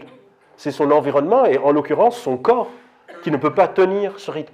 Et donc, dans ce cas-là, en thérapie, ça devient une question. Est-ce que je dois tout le temps prendre en charge le patient alors que le patient n'a rien? Ou est-ce que parfois je ne dois pas prendre en charge le corps? Si une personne, par exemple, ne dort pas assez, vous ne savez pas le nombre de personnes que j'ai soignées en les forçant à dormir plus. Et 2 semaines plus tard, elles n'étaient plus anxieuses, elles n'avaient plus de tremblements, tout allait mieux. Je leur ai dit, si vous dormez 5 heures par soir, c'est pas possible, vous dormez 6 heures par soir. Les 6 heures par soir, c'est de la folie. Je sais que la majorité d'entre nous le font, mais ça reste de la folie. Et au bout d'un moment, bah, vous dormez 8h30, 9h par soir, et hop, tout va mieux. Changez votre oreiller. Vraiment. C'est une vraie histoire. J'ai une personne qui est venue qui était insomniaque, j'ai demandé de changer son oreiller, elle n'était plus insomniaque. Et donc ça devient, quand est-ce que j'agis sur le patient, comme dans le cas d'une anxiété sociale, où on doit travailler les biais cognitifs, on doit travailler l'incertitude, le doute, la réduction de l'ambiguïté, et quand est-ce que je dois travailler sur l'environnement? Vous êtes dans une relation amoureuse toxique, il faut que vous partiez. Je ne vais pas travailler avec vous sur comment vous pensez votre relation et vous convaincre qu'en fait non, c'est bien, parce que vous êtes en train de stabiliser l'ambiguïté mal quand vous êtes en train d'être insulté toute la journée. C'est un peu bizarre. Donc une vision non réductionniste de l'humain dans la santé mentale ressemblerait à décider quel est le bon niveau explicatif où je veux agir en tant que thérapeute. Est-ce que je veux agir sur les processus psychologiques, ce qu'on appelle les mouvements intrapsychiques en psychologie? Est-ce que je veux agir sur l'organisme, le corps? Est-ce que la personne ne mange pas bien? Est-ce que la personne boit trop de café? Il y a des personnes qui boivent 7 cafés par jour et qui viennent et qui me disent « je suis tout le temps tendu ». Qu'est-ce que vous voulez qu'il se passe? À chaque fois que la caféine descend, poup, je reprends un serré, poup, je reprends un serré. Qu'est-ce qui se passe? Il faut que je travaille sur ma gestion émotionnelle. Non, il faut juste que tu boives moins de café, ça va aller. Et parfois sur l'environnement. Pardon, je vous ai dit, je ne guéris pas. Mais ça fait tellement longtemps que je ne suis plus contagieux, selon mon médecin. Grosse crise maintenant. Dans le monde de l'entreprise, c'est un peu la même chose. Par exemple, dans le monde de l'entreprise, un outil fétiche dans le coaching, le développement personnel, les DRH, etc., c'est les tests de personnalité. Vous vous recrutez, on vous dit on va vous faire un test de personnalité. Top. Ces tests de personnalité, pour la majorité écrasante des cas, c'est des horoscopes pour les gens qui se croient trop intelligents pour croire aux horoscopes. Et fonctionnent quasiment tous sur le même principe qui s'appelle l'effet Forer. Ces 2 personnes ne sont pas la même personne. C'est étrange, mais ce n'est pas la même personne. Lui, c'est Bertram Forer, le mec qui a découvert cet effet. Et lui, c'est P.T. Barnum, pour ceux qui connaissent Lucky Luke, c'est les cirques Barnum. Parce que Forer a appelé son effet Forer l'effet Barnum, en hommage à Barnum. Forer était un psychologue des années 50, je pense, je ne sais plus c'est quel âge, je ne sais plus c'est quelle année. Et il a dit, j'ai découvert un nouveau test de personnalité. C'était le début d'un test de personnalité très connu, qui est encore le plus utilisé aujourd'hui en entreprise, qui s'appelle le MBTI. Donc, il vous dit, vous êtes de personnalité vert, bleu, rouge, INFJ, XPTQ, machin. Et il a dit, il a dit à ses étudiants, j'ai un nouveau test de personnalité qui est incroyable, il faut que vous me répondiez à quelques questions, je vais les prendre chez moi, je fais vos prédictions personnelles, je viens le lendemain, je vous les donne. Il fait ça, le lendemain il vient en cours, il donne des réponses personnalisées à chacun, il dit, combien est-ce que vous vous êtes retrouvé dans ma prédiction? Et il a eu une moyenne de 4,5 sur 5, genre presque 90% de précision, ce qui est un score jamais vu pour aucun test de personnalité. Donc il demande à un étudiant de commencer à lire, et quand il commence à lire, toute la classe explose de rire parce qu'il avait donné le même texte à tout le monde. Et les tests en entreprise, c'est un peu la même chose. C'est-à-dire, si je vous fais remplir ici des MBTI et je vous distribue les résultats au hasard, vous n'y verrez que du feu. Mais le problème derrière, c'est encore une fois, c'est une vision hyper réductionniste de l'humain qui dit, au-delà de l'outil, imaginez que les outils sont top, ça ne changerait rien aux propos que je suis en train d'essayer de défendre, c'est que le supposé de base, c'est que la personnalité prédit la performance. Mais en fait, ce n'est pas vrai. Si moi, encore une fois, imaginez que moi je suis une femme, j'ai la meilleure personnalité au monde, je suis la couleur dorée, top du top, doré diamant, doré devant, diamant derrière. et je suis dans un bureau où il n'y a que des hommes sexistes, eh bien, ma personnalité, on s'en fout. Parce que tous les jours, j'ai des remarques sur ma jupe, j'ai des remarques sur mon décolleté, et ça me perturbe, et j'arrive pas vraiment à avoir accès à mes compétences. Parce qu'il y a les compétences de l'individu qui sont individuelles, et il y a l'accès aux compétences qui, elles, sont incarnées. C'est un peu comme un étudiant, il a le bac, il est chez lui, il fait les exercices, il réussit tout. Il va au bac, il se plante. Ce n'est pas un problème de compétences. Il a les compétences, sinon il ne réussirait pas chez lui. C'est un problème d'accès aux compétences. Par exemple, le stress, c'est un autre facteur qui peut empêcher l'accès aux compétences. C'est la même chose en entreprise. On va invisibiliser tous les facteurs contextuels, le salaire, la manière dont on me parle, les longues heures de travail, les conditions de travail, le trajet que je dois faire pour aller au bureau, etc. Tout ça va être invisibilisé. On va dire en fait, ce qui prédit votre performance, c'est votre personnalité. Et derrière, on va vous faire des formations pour améliorer votre personnalité, alors qu'on ne pense pas vraiment qu'il y a un qui je suis vraiment. Vu que qui je suis dépend de mon état corporel et de mon environnement, ben en fait, c'est toute cette idée de savoir qui je suis vraiment. Il y a beaucoup de gens qui viennent même me voir, qui me disent « on a envie de savoir qu'est-ce que j'ai envie de vraiment faire ». Si vous essayez de chercher qui vous êtes vraiment, vous allez juste devenir une personne qui cherche qui elle est vraiment. C'est tout. C'est un peu comme courir derrière, un chien qui court derrière sa propre queue. Il n'y a pas vraiment un qui je suis vraiment. Et enfin, le dernier, je ne sais pas pourquoi il se passait ça, et donc c'est un problème qui n'est pas juste d'outils, mais c'est aussi un problème conceptuel. C'est-à-dire que ça crée une sorte de vision où l'individu ne dépend pas de son environnement, et ce n'est pas vrai. L'image en fait que je donne dans le livre, c'est un peu comme si tous les jours, quelqu'un vient, c'est pas bien de mettre ces deux choses ensemble, en général, une batte de baseball, un genou, pas un bon ménage. Tous les jours, je prends une batte de baseball et pff, je vous explose votre genou part en miettes, et après on est tous là à se demander pourquoi est-ce que vous avez mal au genou. On ramène des experts, on fait des ateliers de gestion émotionnelle, etc. Pourquoi est-ce que vous avez mal au genou? Et après, genre, pour pousser l'absurdité encore plus, au lieu de se dire il faut qu'on arrête de vous exploser le genou avec une batte de baseball, on va se dire il faut que vous soyez plus forte. Alors, une personne fait un burn-out, on dit il faut qu'elle soit plus forte. Alors que si on prend 1000 personnes et on les met dans cette situation, probablement 900 auraient fait un burn-out. Tout comme si vous prenez 1000 personnes et vous pétez le genou, ben, il y en a beaucoup plus qui vont avoir le genou qui pète, oui. Mais est-ce que vous ne mettez pas de côté la capacité de la personne à se défendre? Alors avec les limites de ça, quand on est dans un environnement difficile, ouais. On peut essayer de partir, il y en a qui arrivent, il y en a qui n'arrivent pas, ouais. Et on peut aussi donner ses limites et essayer de se défendre. Je suis complètement d'accord avec vous. Je ne suis pas en train de dire qu'il n'y a pas de facteurs internes qui font que... Prenez une équipe de 5 personnes, elles sont en train de bosser de la même manière, 2 font un burn-out et 3 pas. Donc évidemment, ce n'est pas aussi universel que la batte et le genou. Par contre, depuis une quinzaine d'années, par exemple, si on prend l'exemple du burn-out, depuis une quinzaine d'années, on est en train d'avoir une explosion des burn-out, et le delta, c'est un truc de statistique, le delta qu'on voit ne peut pas être expliqué uniquement par des facteurs internes. C'est-à-dire les facteurs internes peuvent expliquer ça. Mais il y a tout ce bout qui ne peut pas être expliqué par juste la puissance intérieure des personnes. Évidemment, on n'est pas tous égaux. De la même manière qu'on ne fait pas tous la même taille, qu'on n'a pas tous les mêmes capacités de calcul ou les mêmes capacités de courir. Peut-être que je peux porter cette table, alors que une personne ici ne pourrait pas, ou je ne peux pas prendre ces 2 objets dans ma main, alors que vous, peut-être oui. Mais ce qu'on est en train de voir, c'est qu'il y a une grande partie qui ne peut pas être expliquée par des facteurs internes. Par exemple, si vous voulez vraiment voir combien c'est poussé à l'extrême, il y a eu une vague de suicides dans une entreprise française, France Télécom, mais aussi dans une entreprise chinoise qui s'appelait... J'ai un trou de mémoire, ça va me revenir... Foxconn, voilà, il fallait que je trouve les bonnes connexions neuronales. C'est pas vrai. On s'en fout de ce qui se passe dans le cerveau. Foxconn, par exemple, ils avaient des gens qui se suicidaient. Vous savez qu'est-ce qu'ils ont fait? Ils ont mis des filets pour les attraper quand ils sautent par la fenêtre. C'est une histoire vraie, vous pensez que je blague. Mais vous pouvez taper sur Google, si vous voulez maintenant, ou quand vous sortez, suicide, Foxconn, filet, et il y a des photos, ils ont mis des filets. Et ça, ce serait absurde de dire tous les gens qui sont en train de se suicider sont tous faibles, et qu'ils peuvent être plus forts. Donc on a une marge de manœuvre, mais à un moment, cette marge de manœuvre a une limite. C'est comme si je vous dis, je veux que vous portiez une voiture. C'est pas possible. Après, si je vous dis, je veux que vous portiez une caisse qui fait 50 kg, là oui, c'est possible pour certaines personnes, mais pour d'autres pas. Mais si au bout de 5 ans, vous avez 50% de vos travailleurs qui ont des scolioses, des lordoses, qui ont très mal au dos, à un moment, il faut que vous dire peut-être que la caisse est juste trop lourde et qu'on devrait faire des caisses de 20 kg.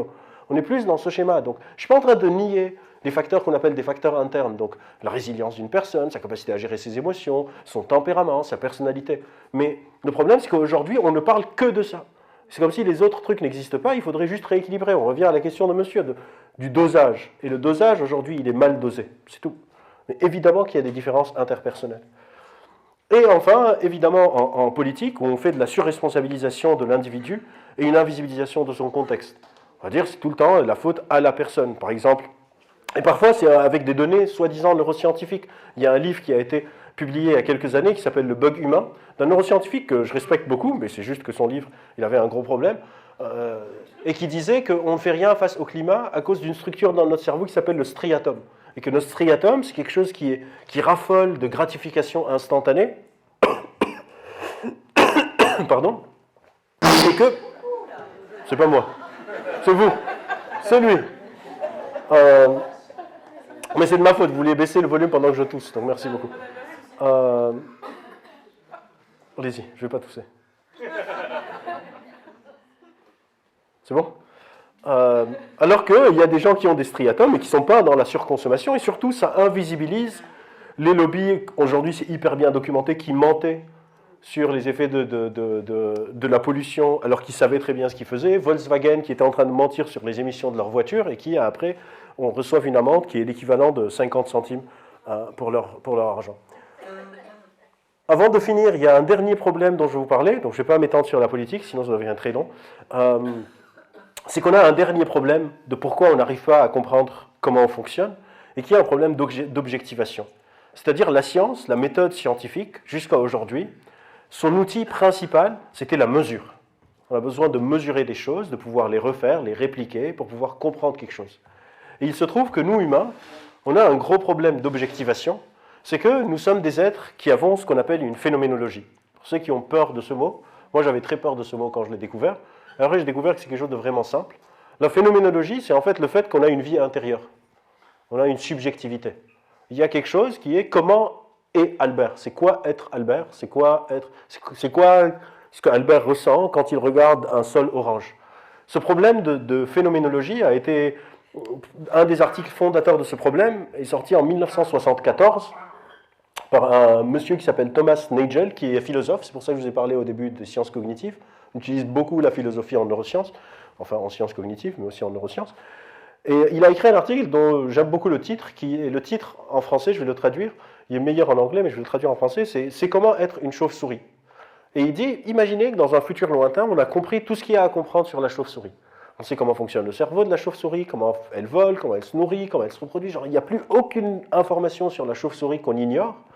Malgré tout ça, on ne saurait pas c'est comment être une chauve-souris. Ce serait quoi être une chauve-souris? Batman. Très bonne question. Je crois que c'est bon. Et après, il étend ça en se disant, si on comprend les humains, je ne saurais jamais c'est comment être vous. Vous ne pourrez jamais savoir c'est comment être moi. On ne pourra jamais mesurer ce que ressent le narrateur de Proust quand il mange la madeleine de son enfance. On ne peut pas savoir. Aujourd'hui, on a fait énormément de progrès sur notre système visuel, sur notre système moteur, mais on est incapable de mesurer ce que ressent une personne qui est émue face à un coucher du soleil.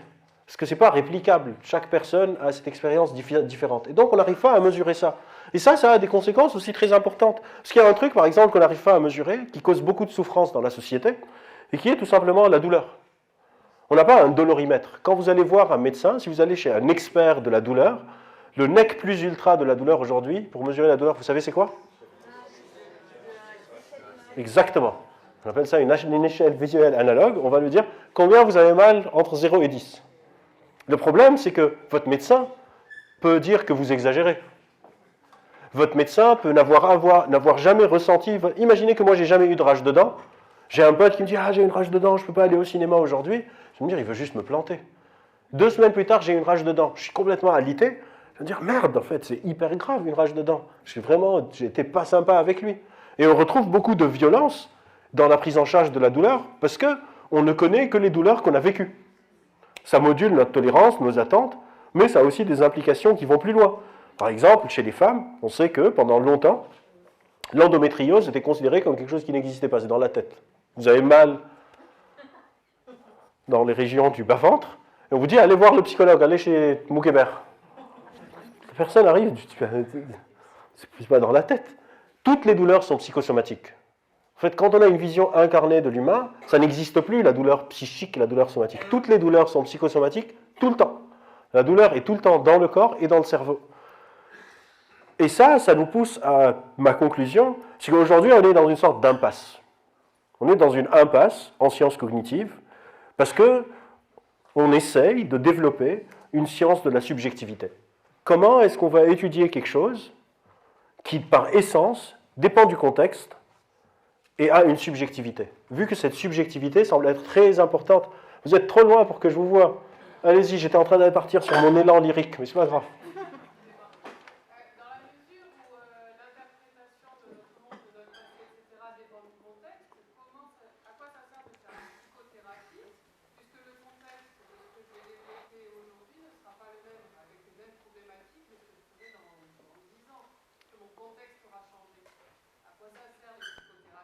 La psychothérapie sert soit à faire des mouvements intrapsychiques, donc par exemple une personne qui a une anxiété sociale, comment ne pas imaginer que la personne pense qu'elle est nulle. Ça ne veut pas dire qu'elle pense que je suis bien, d'accepter par exemple l'incertitude.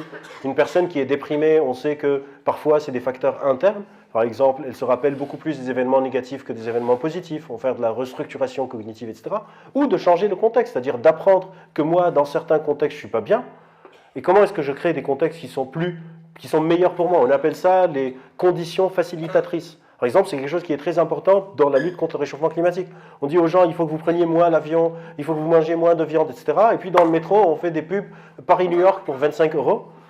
C'est ce qu'on appelle une injonction paradoxale. Comment est-ce que je crée des conditions qui vont vous faciliter une meilleure santé mentale pour que dans 10 ans, quand vous êtes dans un autre contexte, que vous alliez mieux, que vous n'ayez pas besoin de faire une psychothérapie. Le but d'une psychothérapie, c'est qu'elle se termine. Ce truc de une psychothérapie, c'est toute une vie, c'est la plus grosse arnaque pour continuer à se faire des sous sur le dos des gens.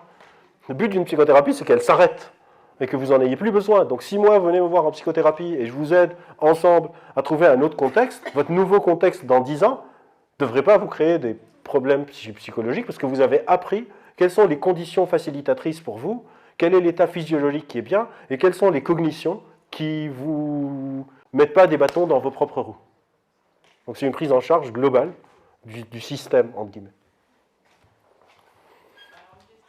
Allez-y. De toute façon, je suis vers la fin, donc là, on va faire les questions. Là, maintenant, je reviens à ce thème. En psychothérapie, quand vous parlez du contexte actuel et de l'avenir, je pense que vous pouvez avoir ces aussi anxieux. Mais souvent, on parle de notre passé et souvent, le problème en vieux de notre passé. Notre passé, vous ne pouvez pas nous changer. Alors, j'ai deux réponses pour vous donner. Un, notre passé, on le change tout le temps. Tout le temps. En fait, à chaque fois que vous vous souvenez de quelque chose, vous êtes en train de le modifier à partir de qui vous êtes aujourd'hui. Une des plus grandes chercheuses sur la mémoire s'appelle Elisabeth Loftus. Elle dit que c'est tout le temps le sujet présent qui est en train de réécrire son passé. Donc on travaille le passé tout le temps. Mon ami Charles Pépin, philosophe, a sorti un livre qui s'appelle Vivre avec son passé. J'ai le même éditeur et j'ai contribué, je l'ai conseillé pour ce livre sur la branche plutôt neurosciences cognitives, moi et Lionel Nakache. Donc on est en train de changer le passé. Ça, c'est ma première partie de la réponse. La deuxième, c'est que pour plein de situations, on peut aussi s'en foutre de votre passé. Moi, j'ai ma fameuse rhinite. Je ne suis pas en train d'aller chercher qui me l'a filé pour pouvoir me soigner. Dans plein de cas, des personnes viennent me voir et je ne cherche pas du tout à savoir pourquoi ou comment ils sont arrivés là pour pouvoir aller de l'avant. Si eux, ils ont un besoin, ok, mais la majorité des cas, en fait, les seuls troubles, pour dire ça comme ça, où on sait que il y a un événement qui a causé ce qu'on voit, c'est dans les traumas. Et dans tout le reste, par exemple, moi j'ai fait ma thèse sur l'anxiété sociale, on a fait des recherches sur 400, 500, 600, je ne sais plus c'était combien de patients qu'on avait vus, c'est impossible de savoir pourquoi ils sont devenus anxieux sociaux. Certains ont été harcelés à l'école ou moqués, mais d'autres étaient hyper extravertis, à 15-16 ans, ping, ils commencent à s'imaginer que les gens pensent qu'ils sont nuls. En fait, souvent en psychothérapie, quand vous essayez de savoir pourquoi vous êtes qui vous êtes, je suis un peu exagéré. Donc, ma confiance dans ce que je dis n'est pas à 100%. Je crois à 50% ce que je vais vous dire maintenant. Mais c'est comme ça. Vous êtes souvent en train d'inventer une nouvelle histoire avec votre psychothérapeute. Vous êtes juste en train de recréer un récit Et si ça vous fait du bien, tant mieux, mais juste faites attention, parce que parfois les récits que vous créez peuvent être iatrogènes. J'enseigne à la fac en master de psychologie, et j'ai un cours qui essaye de faire une sorte d'alerte pour les futurs psychothérapeutes, qui sont mes étudiants. Faites attention, la thérapie, c'est pas au pire ça marche pas, ça peut être aussi iatrogène, ça peut causer des problèmes. Il faut faire attention à comment on est en train de co-construire un nouveau récit de vie. Moi, dans la majorité écrasante des cas, sauf si la personne le demande explicitement, je ne suis pas intéressé par l'enfance, je ne suis pas particulièrement... L'adolescence peut-être, dans certains cas particuliers, mais souvent, le passé, de toute façon, on va l'inventer. Parce que la personne qui vient me voir en psychothérapie, elle va juste me raconter ce dont elle se souvient. Mais si ça se trouve, les raisons de pourquoi elle est devenue qui elle est, c'est pas resté dans sa tête. Et elle croit que ces vacances-là, quand il y a eu cet événement, sont hyper importantes, mais en fait, la raison réelle de pourquoi elle est devenue qui elle est, c'est un téléfilm qui passait un soir à la télé, pendant qu'elle était en train de manger ses pâtes à la sauce tomate. Elle a complètement zappé ce truc, mais elle a vu des trucs dans ce film qui ont vraiment restructuré sa vision de voir les choses, la manière dont on stabilise l'ambiguïté, les biais cognitifs, etc. Et elle n'a pas payé attention, c'est un anglicisme, mais genre elle n'a pas prêté attention au truc, et il a disparu. Donc en thérapie, moi, mon outil de travail principal, c'est que la personne me raconte. Mais ce que la personne me raconte a un biais énorme, donc c'est un autre biais, qui s'appelle le biais de sélection. La personne sélectionne. Et parfois, la sélection qu'elle fait n'est pas les raisons réelles. Et du coup, les raisons réelles, plein de fois, ont juste disparu. Et je leur dis, je suis très transparent, je dis aux personnes qui viennent me voir, je leur dis, si vous voulez, on peut inventer une histoire. C'est important pour moi que vous sachiez qu'on est en train de l'inventer. Parce que les raisons réelles sont hyper multifactorielles, il n'y a pas de causalité linéaire, c'est des boucles de rétrocontrôle, et notre mémoire est vraiment pourrie. Moi, je me souviens de 1% de ma journée d'hier. C'est tout. Il y a un chercheur qui s'appelle Stan Klein, qui a trouvé un paradoxe qui s'appelle le paradoxe de la continuité du self sans preuve. Et ce paradoxe, c'est qu'on accepte tous qu'on a existé tous les jours depuis notre naissance jusqu'à notre mort, alors qu'on n'a aucune preuve. Si je vous demande où est-ce que vous étiez le 24 avril 2004, vous n'avez aucune idée. Mais vous acceptez que vous étiez présent. Si ça se trouve, vous n'étiez pas là.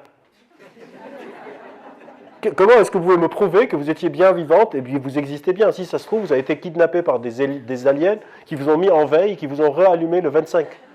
Mais Stan Klein, il étudie comment on accepte ça et on n'est pas tous paralysés tous les matins en se disant « Putain, merde, peut-être que hier, entre 15h et 15h30, j'existais pas. » Je vous ai dit, la science, c'est plus des oufs que des gens rationnels, machin. Donc, pour finir, je finis avec 2 citations que j'aime beaucoup, qui n'ont rien à voir avec la conférence, mais je les aime beaucoup, donc je les mets.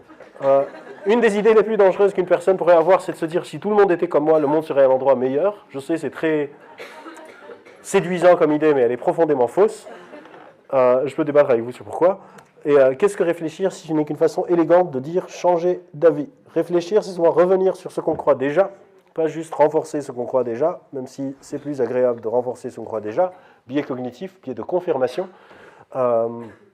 Mais c'est bien aussi de parfois changer d'avis. J'espère que tout ça a été intéressant pour vous. J'ai un podcast où il y a une version audio de la première partie de la conférence. Donc maintenant, je peux vous dire, la reconstruction du réel et les biais cognitifs, c'est votre cerveau vous joue des tours. Une vision non réductionniste de l'humain et les différents mythes autour du cerveau, c'est Neuromania. Il y a un livre qui n'est pas là, personne ne parle, mais que j'aime beaucoup, qui s'appelle Le cerveau pas bête, où des étudiants, des lycéens et des collégiens m'ont posé des questions. J'ai répondu et après quelqu'un a illustré ça. Et le podcast, c'est votre cerveau. Merci pour votre attention, j'espère que c'était intéressant. Et si vous avez des questions...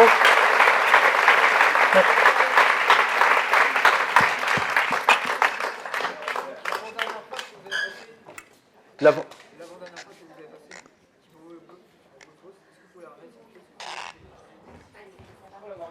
répéter? Celle-là ou celle-là? Allez-y. Et juste la science de la subjective. Je vois pas, oui. La science de la subjective, vous ne l'avez pas complètement développée, vous avez fini. La science de la subjectivité, on est en train de chercher. On ne l'a pas trouvé encore. On a besoin de gens pour venir développer une science de la subjectivité. Comment est-ce qu'on fait une science qui est potentiellement non mesurable? Comment est-ce qu'on va étudier quelque chose qu'on ne peut pas mesurer alors que toutes nos études sont souvent basées sur l'objectivation? On ne sait pas encore très bien. Pour le moment, ce qu'on fait, c'est qu'on demande. Donc on appelle ça l'accès à la subjectivité. Mais déjà, ça, c'est pas possible de faire avec tout ce qui est animaux. Je ne peux pas demander à un chien comment tu te sens. Donc ça ampute toute l'expérimentation animale, ce qui est peut-être une bonne chose. Je suis assez entièrement d'accord que c'est une bonne chose. Et aussi, il y a tous les biais interculturels, etc. Genre, je peux encore parler pendant très très longtemps. Mais il faut que j'arrête. Parce que vous voulez rentrer chez vous. Oui. Je vais vous demander de faire passer la question une fois que vous la posez. Donc, quand vous la posez, la personne la plus proche qui l'entend, répétez-la. Allez-y.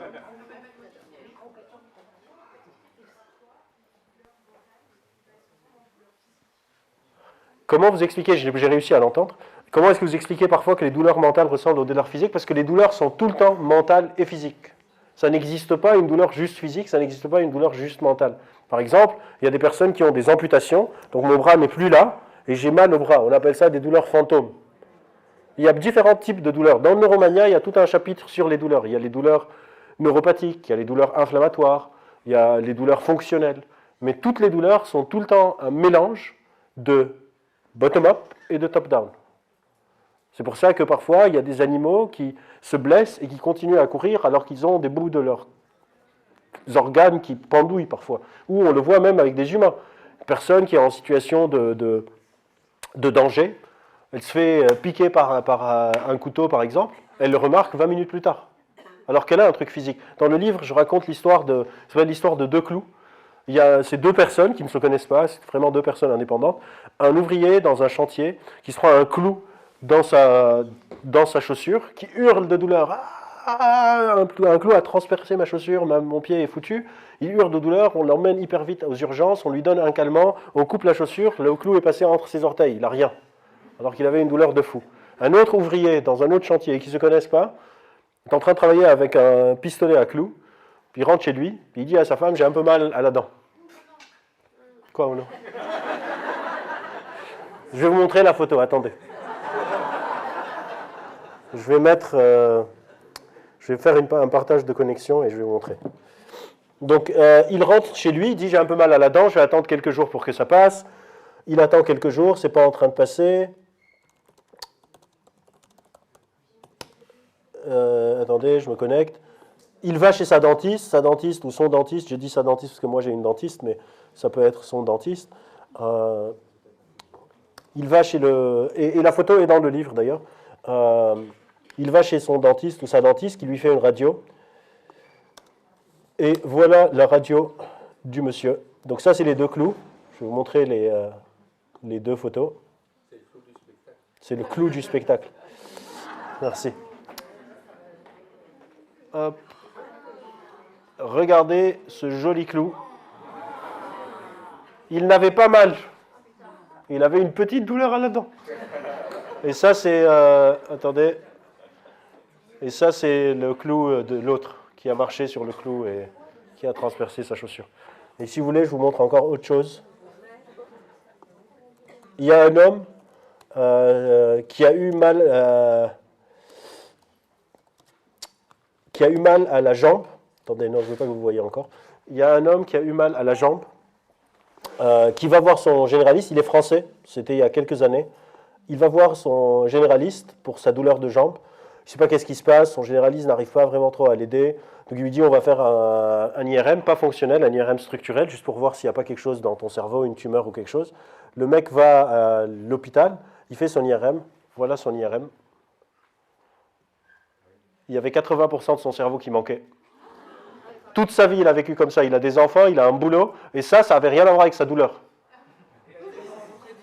Jamais rencontré de difficulté, il avait un QI un peu inférieur à la moyenne, il avait des enfants, il bossait et tout. Il est probablement né comme ça, son cerveau s'est complètement restructuré. Il y a un liquide qui a poussé tout son cerveau de côté. Et il avait quasiment pas de cerveau en fait. Et ça montre que le cerveau gauche créatif, le cerveau droit analytique, la zone de la peur, la zone du langage, la zone du machin.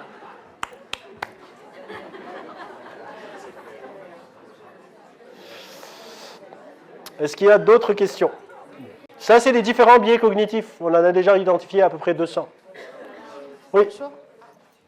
La phénoménologie de Husserl, Ça marche? Oui. on parle déjà Bonjour. de ça. Oui, absolument. Et, Tout à l'heure. Est-ce que ça, vous l'utilisez? Oui, oui, bien sûr, bien sûr. On utilise beaucoup la philosophie. On ne peut pas étudier la phénoménologie sans Husserl, on ne peut pas étudier le libre arbitre sans Spinoza, on ne peut pas étudier Le cerveau en général, Allô. Descartes a beaucoup... Je mets en mute juste pour tousser. Donc oui, on utilise la philosophie énormément, on ne va pas réinventer la roue. C'est juste qu'on a besoin aussi d'un peu plus d'empiricisme, pas juste des intuitions. Et surtout, beaucoup de philosophes aussi se sont trompés. L'opposition entre émotion et raison de Platon, qui a été repris par plein de gens, les modèles dualistes de Descartes. Donc il y a du bon, il y a du moins bon, mais bien sûr qu'on utilise Husserl. Vous avez une question? Oui, moi, c'était juste pour m'adresser au psychothérapeute. Oui. Attendez, je change de personne. Sur les thématiques de thérapie. Oui, je vais répéter ce qu'il dit. J'en déduis que la psychanalyse n'est pas dans votre cœur. Comme outil de... Je répondrai tout à l'heure, mais continuez votre question et je vous dirai qu'est-ce qui est dans mon cœur. Quelle place vous lui donnez du coup? Ok. Est-ce que vous lui trouvez quand même du bon? Est-ce que pour vous, il y a quand même des choses dedans qui sont bonnes, des choses à prendre, à étudier? Tout est acheté? Et enfin, à terme, quelle est sa place selon vous Ok. à côté des Ok. Donc la question c'est sur la psychanalyse. Et pour moi, il faut séparer deux choses dans la psychanalyse. Il y a le modèle théorique explicatif du développement de l'appareil psychique humain. C'est-à-dire, est-ce que l'appareil psychique humain se développe selon la psychanalyse? Est-ce qu'on a tous des stades anal, oral, phallique? Est-ce que tous décident dans la petite enfance? Est-ce qu'on a un moi, un surmoi, un ça? Est-ce qu'on a une sorte de pulsion de mort et de pulsion de sexe, etc. Et ça, j'y crois pas du tout. Du tout. Non, c'est pas la petite enfance du tout, c'est les stades oral phalliques, l'Oedipe universel, Évidemment, on sait que les 300 premiers jours de vie sont importants, c'est pas ça qui va conditionner l'adulte que vous allez devenir, sinon il y a plein de choses qui seraient inexplicables dans le monde. Ce qui me fait penser ça, c'est que par exemple, une personne peut avoir une enfance hyper bonne, à l'adolescence, elle se fait harceler, et ça a un impact énorme sur qui elle devient, plus que ce qui s'est passé dans son enfance, ou à 6 ans, ou à 7 ans, ou à 8 ans, parce que le cerveau se restructure. Si je devais choisir vraiment une période charnière dans l'évolution à partir de comment le cerveau se développe, ce serait plutôt l'adolescence. Mais dans la psychanalyse, il y a aussi la partie, est-ce que ça peut aider des gens? Et ça, c'est indéniable qu'il y a des gens qui ont été aidés par la psychanalyse. Mais il faut séparer le modèle explicatif. Pour moi, la psychanalyse, est-ce que c'est tout à jeter? Non, parce qu'il y a un courant de psychanalyse qui se passe aux États-Unis, qu'on n'a pas encore en France, qu'en France, on est vraiment attaché à Freud, à Mélanie Klein, etc., qui s'appelle plus la psychanalyse, qui s'appelle le mouvement psychodynamique, qui est en train d'essayer de faire un travail de mise à jour de certaines intuitions psychanalytiques. Et pour moi, la psychanalyse reste quelque chose qui est très important, parce que ça a eu l'intuition d'écouter les gens, ce qui est déjà énorme. Donc, c'est pas tout est à jeter, mais aujourd'hui, avec toutes... En fait, c'est juste une question de probabilité. Est-ce qu'une personne qui vivait à Vienne, qui a vu pendant toute sa vie juste 14 patients, qui étaient tous quasiment des aristocrates, alors que moi je suis dans la cognition incarnée, peut tout seul avoir l'intuition de comment se développe tout l'appareil psychique humain, alors qu'aujourd'hui on est des milliers à essayer de le comprendre et on n'y arrive pas, probabilistiquement, il y a de très faibles chances que ça soit vrai, c'est tout. Il a juste essayé, c'est pas grave. Après, par exemple, si on prend les TCC, si vous voulez, on rentre un peu par exemple, les TCC n'ont même pas de modèle théorique. Les TCC n'ont pas de modèle théorique explicatif du développement de l'appareil psychique humain, c'est juste des outils. Et donc c'est encore autre chose. Vous trouvez ça? Ça dépend pourquoi. Mais il n'y a pas de modèle théorique. En gros, tous ces problèmes que vous évoquez sont basés sur un problème épistémologique majeur, c'est que la psychologie et les neurosciences sont ce qu'on appelle des sciences pré-paradigmatiques. On n'a pas encore un paradigme explicatif. Donc c'est comme si on est tous en train de naviguer dans le noir, à bricoler et espérer que quelque chose marche. Si ça marche, tant mieux. Le problème, c'est qu'aujourd'hui, on ne sait pas pourquoi ça marche. Et ça ne s'applique pas juste à la psychologie, c'est aussi à la psychiatrie. C'est pour ça que je peux donner à 2 patients qui ont des symptômes similaires la même molécule, et une personne va aller beaucoup mieux, et l'autre va avoir des tonnes d'effets secondaires parce qu'on ne sait pas comment ça marche. On sait que ça marche dans certains cas. Par exemple, on sait que les antidépresseurs marchent dans 60-70% des cas pour certains types de dépression. Mais on ne sait pas pourquoi. On ne sait pas pourquoi ça ne marche pas, c'est les gens pour qui ça ne marche pas. Donc on a toute une science à inventer. Et aujourd'hui, par exemple, si vous voulez, je peux vous montrer... Par exemple, il y a des gens qui sont en train de repenser tous les troubles psychologiques, parce que les troubles psychiatriques ont été développés en grande partie sous l'influence de la psychanalyse, et donc on a repris des choses. Et aujourd'hui, il y a des gens, je peux vous montrer, je pense que je l'ai quelque part. Attendez. Par exemple, ça c'est un article qui est sorti récemment, qui essaye de repenser toutes les catégories du DSM, en oubliant les troubles anxieux, en oubliant les troubles dépressifs, en oubliant tout ça, en se disant, ok, est-ce qu'il n'y a pas une autre manière de repenser, j'essaie de trouver les figures, de repenser les maladies mentales d'une autre manière, parce que la manière dont on les a pensées, c'est hérité de quelque part d'autre, et ça donne d'autres troubles qui n'ont rien à voir avec ce qu'on fait aujourd'hui. J'essaie de vous les trouver. Voilà, par exemple, ça c'est un autre clustering. Il n'y a rien qui est venu. Là, ça c'est un autre clustering où ce n'est plus les troubles anxieux, les troubles de l'humeur, les troubles de machin, je ne sais pas pourquoi il ne veut pas apparaître. Je vais essayer. Mais si vous voulez, je vous donnerai la référence, vous pouvez aller le lire, c'est un article assez intéressant. Ok. Il est là, de toute façon, ça ne se voit pas. Donc il y a une autre manière où là, on n'est plus sur troubles de l'humeur, mais par exemple, c'est substance, externalisée, internalisée, somatoforme, nutrition et pensée.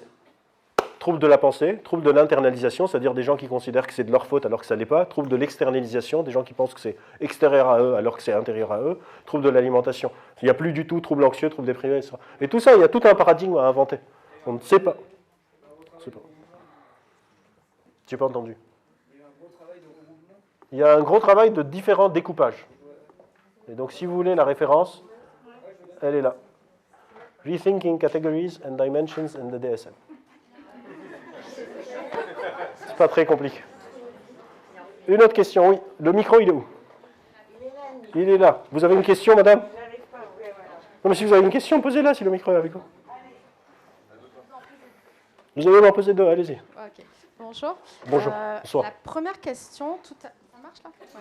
Tout à l'heure, vous avez dit qu'on ne peut jamais finalement savoir qui on est, parce que le cerveau nous joue des tours. Alors du coup, moi, la question que je voulais vous poser, c'est comment on fait pour trouver sa voie si finalement on ne sait jamais qui on est? Ok. Ça, c'est une première question. Je vais répondre à la première question, sinon je risque d'oublier, après je vous dire. Non, non, j'ai jamais dit qu'on ne peut jamais savoir qui on est. J'ai dit on est qui on est. Et j'ai jamais dit on ne peut jamais savoir qui on est parce que notre cerveau nous joue des tours. Si j'ai dit ça, j'ai dit une grosse connerie.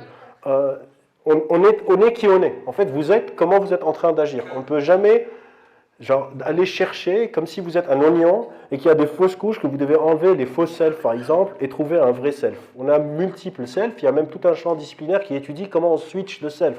Par exemple, le moi qui vous parle maintenant est un peu différent du moi qui va aller dîner avec des amis peut-être après, qui va jouer avec ma fille ou qui va parler avec mes étudiants. On a différents self selon cette vision incarnée des gens. Comment est-ce qu'on trouve sa voie?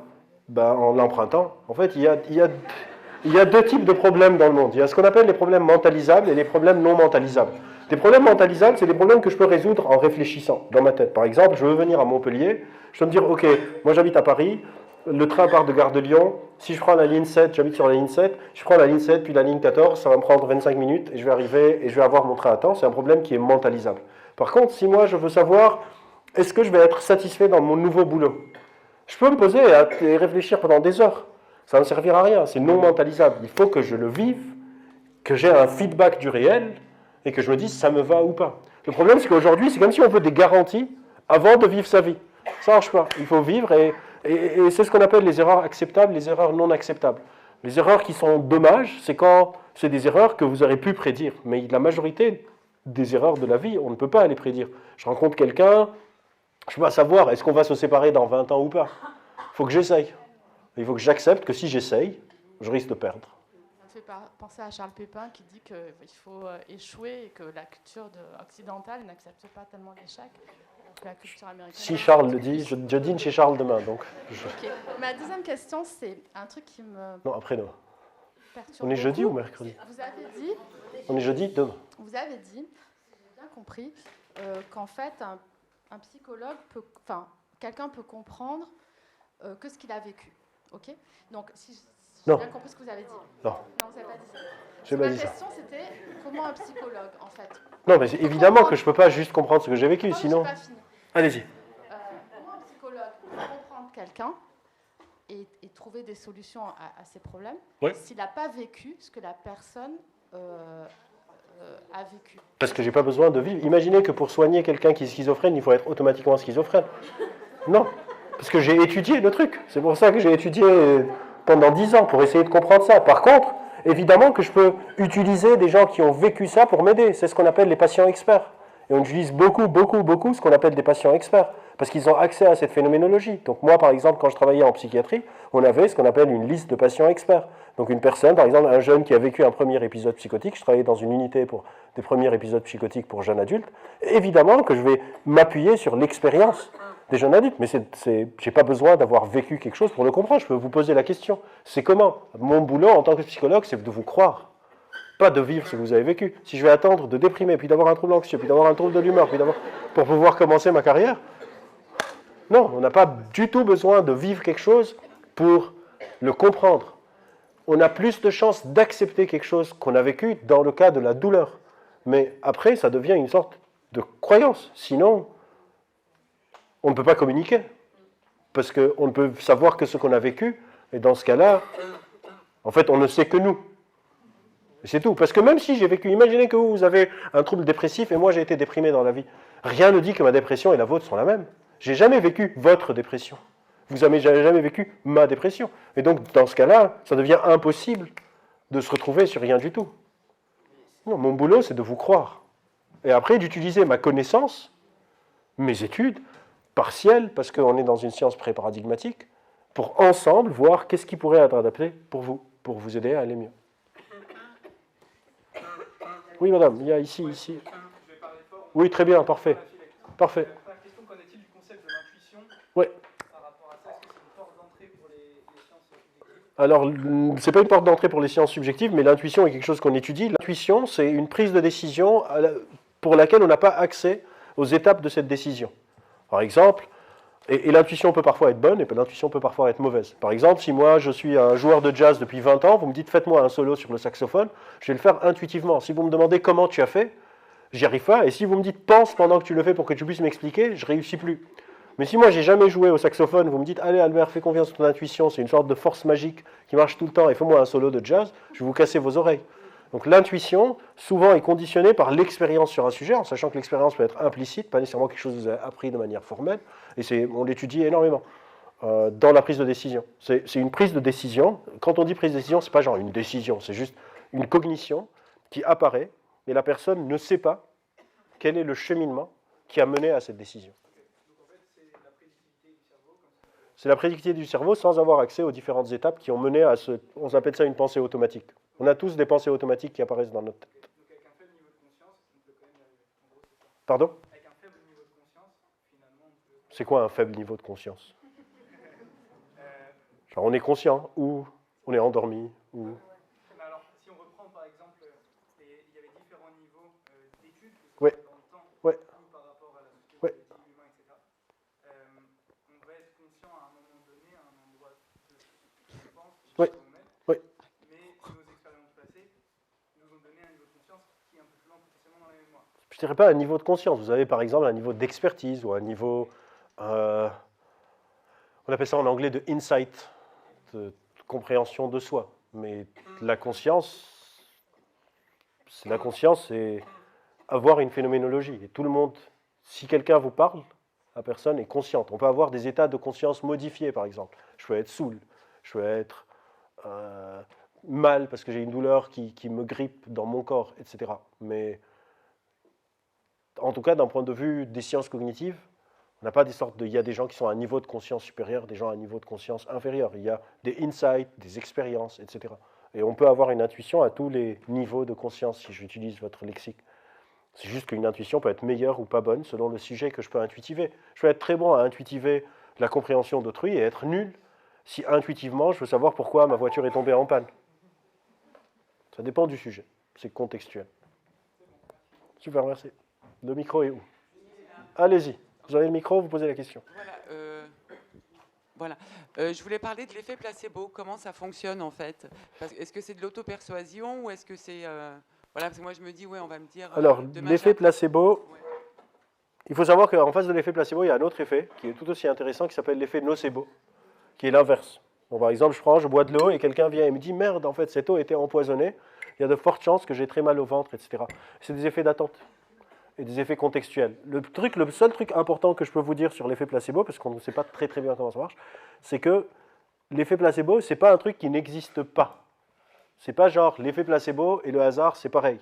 On peut soigner des gens avec l'effet placebo en sachant que c'est du placebo. On peut dire à la personne, je suis en train de te donner du placebo et on voit un effet quand même. C'est un effet qui est au-dessus du hasard, mais qui est inférieur à ce qu'on appelle un effet pharmacologique.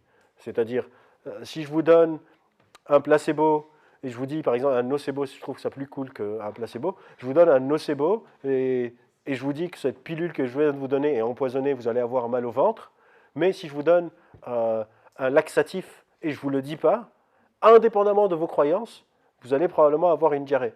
Et du coup, c'est comme s'il ne se passe rien, l'effet placebo-nocebo, l'effet pharmacologique. Si je vous donne un placebo et je ne vous dis pas que je vous ai donné un placebo, il ne se passe rien. Il ne se passe rien. Non. Il faut que je vous dise que je suis en train de vous donner quelque chose.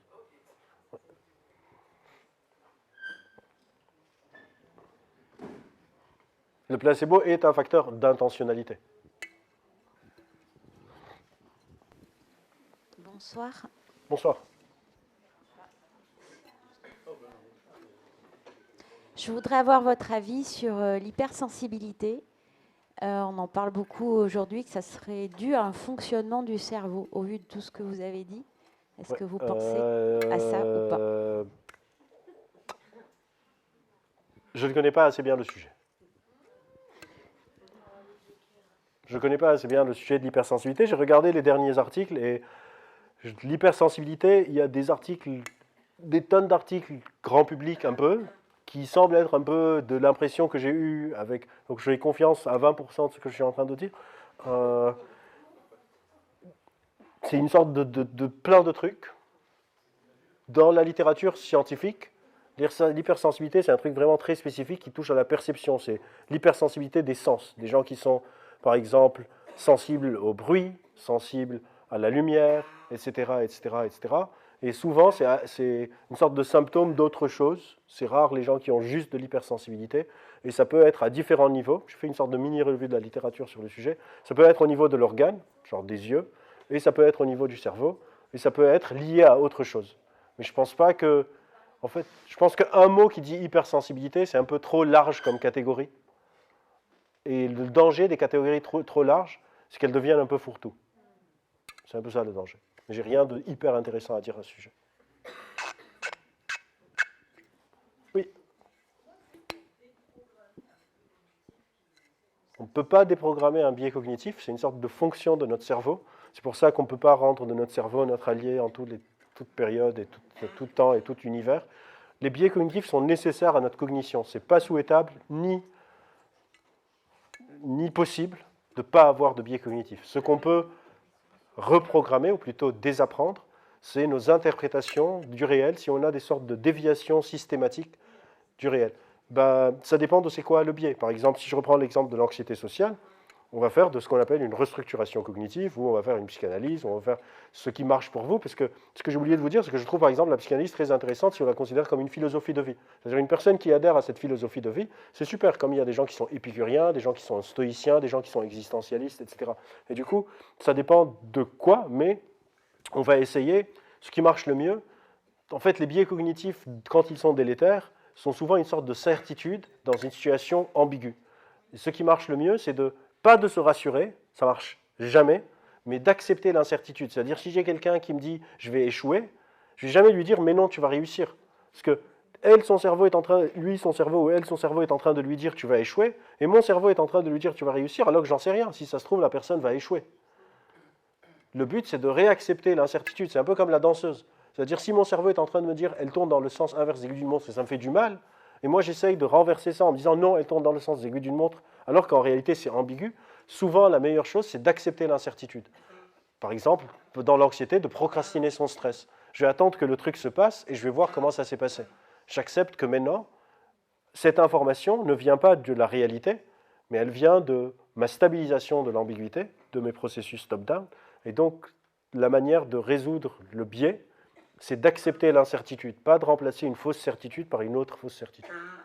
Une grande partie du travail psychologique, pour moi, c'est d'accepter l'incertitude.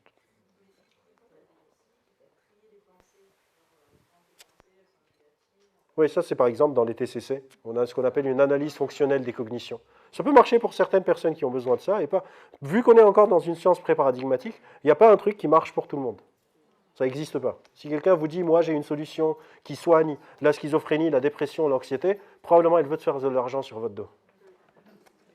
On n'a pas une technique qui marche tout le temps.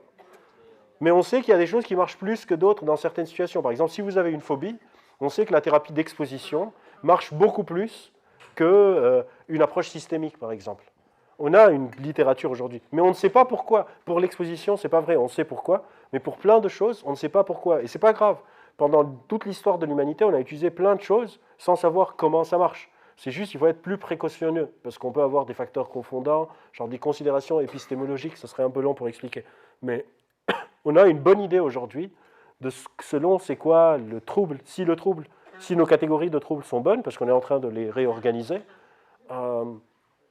qu'est-ce qui marche pour la majorité des gens dans la majorité des cas? Mais on n'est pas à 100% sur rien du tout. Mais on sait qu'une personne qui a une phobie, une exposition progressive, a 80% de chances de marcher dans 90% des cas.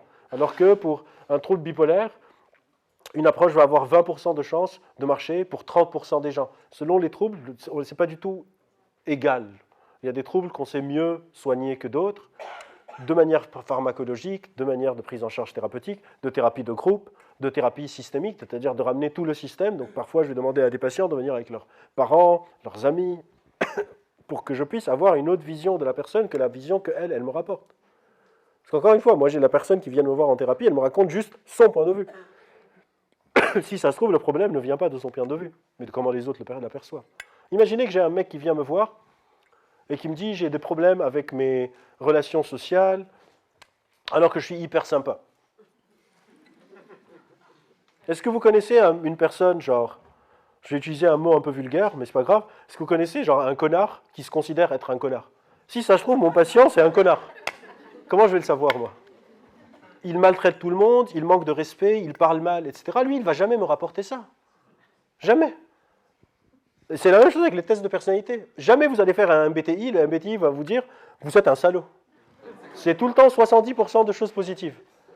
Et donc, à un moment, il faut parfois se demander est-ce que vous pouvez demander aux gens autour de vous de soit venir avec vous, soit vous leur demandez d'écrire sur une feuille vos points positifs, vos points négatifs.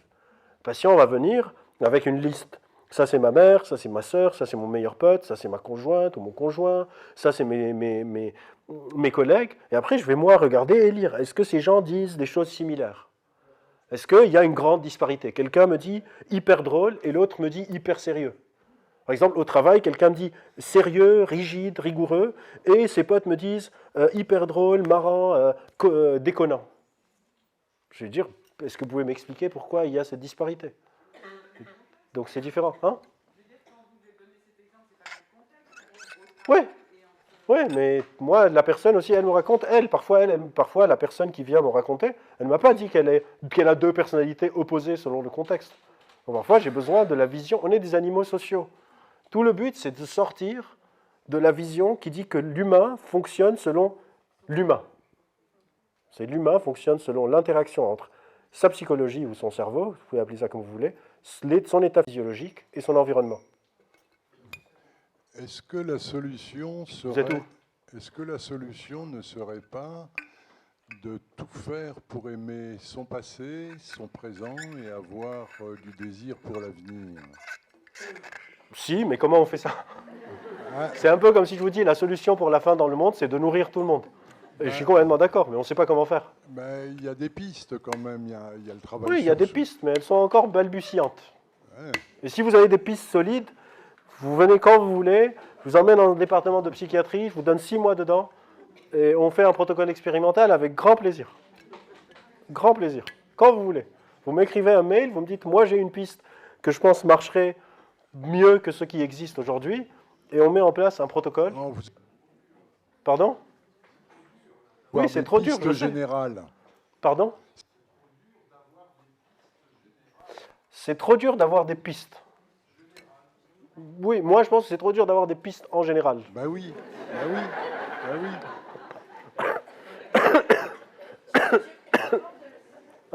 Pardon? Tu abordes le thème aussi des psychotropes et de la psilocybine. Oui, j'ai une de mes meilleures amies qui est psychiatre, qui fait le premier protocole de traitement de la psilocybine pour la dépression à Sainte-Anne, qui s'appelle Lucie Berkovitch. Est-ce que tu penses que ce sont des On est en train d'essayer d'explorer. Ce que je pense, c'est que c'est vraiment dommage qu'on ait attendu 50 ans. Et pourquoi est-ce qu'on a attendu 50 ans, vous savez? Parce que là, le psychiatre qui a fait le premier protocole, j'ai oublié son nom, il ne faudrait pas que je l'oublie, parce qu'il faut que tout le monde le connaisse, il n'avait pas pris en compte quelque chose qui s'appelle le set and setting. Le set and setting qui vient aussi de la cognition incarnée, ou en fait qui prédate la cognition incarnée, mais qui rentre dans la cognition incarnée, qui dit que la prise d'un psychotrope ne dépend pas juste du psychotrope, contrairement à par exemple notre laxatif. Vous prenez un laxatif, que vous soyez ici, dans un avion, machin, mais vous prenez de la LSD en conférence, dans une forêt, avec des potes, ou dans un département de psychiatrie à Sainte-Anne en 1950, c'est pas du tout la même chose. Et donc ce monsieur, son nom est dans Neuromania, parce qu'il y a une branche, il y a une partie sur les psychotropes dans Neuromania. Il a pris des femmes, je pense, des femmes qui étaient déprimées, il a donné du LSD, il les a laissées dans une salle seule, avec de la lumière très forte. Il est revenu, elles avaient mal aux yeux, il a écrit « elles ont une photophobie ». Et après il a dit « ces molécules ne marchent pas ». Et à l'époque, le gouvernement, un peu comme le gouvernement depuis, était assez résistant aux psychotropes, parce que les drogues, c'est mal. On a arrêté, on nous a interdit de faire des recherches. On vient de recommencer il y a 3 semaines. Donc, en France. Au Canada, c'est un peu plus long. En Suisse, ça existe déjà. C'est pas la panacée, mais c'est pas genre on ne peut pas se priver de n'importe quelle chose qu'on pourrait avoir dans notre pharmacopée. On n'a pas découvert une nouvelle molécule en psychiatrie depuis 30 ans peut-être maintenant, ou 20 ans. Et donc c'est complètement dément de s'en priver. Mais vu que ça dépend du set and setting, donc le set and setting, c'est que ça dépend du mindset, donc de l'état mental de la personne, et du setting, le contexte dans lequel elle se trouve, il va falloir itérer plein de set and setting pour voir est-ce qu'il y en a certains, est-ce que c'est mieux de prendre ça dans la forêt, dans un cabinet, avec de la lumière tamisée, avec des didgeridoo ou des bols tibétains. On ne sait pas encore. Allez-y, madame. J'ai une question qui est peut-être un peu hors sujet. C'est pas grave. Mais du coup, comment vous expliquez les TCA? Genre, comment c'est possible que la nourriture, qui est quelque chose qui nous permet de survivre, peut être un problème pour certaines personnes? C'est un dysfonctionnement, c'est ça le principe. De la même manière que, en fait, par définition, les troubles qu'on appelle les troubles psychiatriques sont quelque chose qui n'est pas supposé se passer, qui se passe. Par exemple, pour les TCA, on n'a pas vraiment de modèle théorique. Contrairement, par exemple, pour les troubles anxieux, on a des modèles théoriques assez robustes, évolutionnistes en l'occurrence, de pourquoi certaines personnes commencent à imaginer le pire. Ça a une sorte de vertu évolutionniste. C'est-à-dire, si on était des chasseurs-cueilleurs, le mode de vie qu'on a vécu pendant à peu près 60-70 000 ans, et j'entends un bruit dans les feuillages, il vaut mieux que je me dise c'est un prédateur et qu'il n'y ait rien, que je me dise il n'y a rien et qu'il y ait quelque chose et je finisse mort. Donc pour les troubles anxieux, on a un bon modèle théorique, à peu près robuste, qui à peu près fonctionne aux différents niveaux explicatifs. Donc on peut mesurer le cortisol, on peut mesurer les activations, on peut faire des IRM, et on peut psychologiquement, tout semble être cohérent dans ces différents niveaux explicatifs. Des TCA, en tout cas à ma connaissance, on n'en a pas encore des super robustes. On a plein selon les chapelles de psychologie, comme on les appelle, ils ont des hypothèses, mais ces hypothèses s'effritent quand on essaye de les mettre aux différentes échelles explicatives. Et donc, je n'ai pas de réponse puisqu'on cherche encore. Donc s'il y a des personnes qui veulent se lancer dans la recherche, on a besoin de plein de chercheurs et chercheuses sur plein de sujets. Bonsoir. Bonsoir. J'aurais voulu savoir ce que vous pensiez des modes mentaux automatiques et adaptatifs, notamment dont on parle dans l'ANC, l'approche neurocognitive et comportementale développée par Jacques Fradin. Jacques Fradin, oui. Voilà, à l'IME. J'aurais voulu savoir si pour vous, il y avait un fondement neuroscientifique ou si justement, il n'y en avait pas du tout. Alors, l'approche de Jacques Fradin est beaucoup plus psychologique que neuroscientifique. Plein de fois, on dit neurosciences juste parce que ça fait plus sérieux, mais...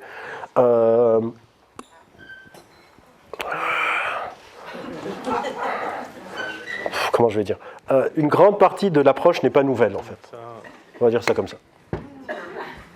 C'est tout. Il a juste renommé des choses qu'on connaît déjà. Par exemple, si vous prenez le modèle de Kahneman, ça s'appelle le système 1, le système 2. Si vous prenez le mode de Gigerenzer, c'est les systèmes réflexifs, les systèmes automatiques. En fait, il y a des personnes qui se disent « Ok, j'ai une nouvelle manière de présenter quelque chose qu'on connaît déjà et ça va accrocher mieux. » Et parfois, je ne dis pas que c'est le cas de Jacques Fradin, et parfois, je peux faire une sorte de copyright et me faire de l'argent dessus. En gros, plein de fois, on évoque la neuromania, les neurosciences pour 2 raisons. Soit pour des raisons mercantiles, on veut vous vendre quelque chose, soit pour des raisons idéologiques.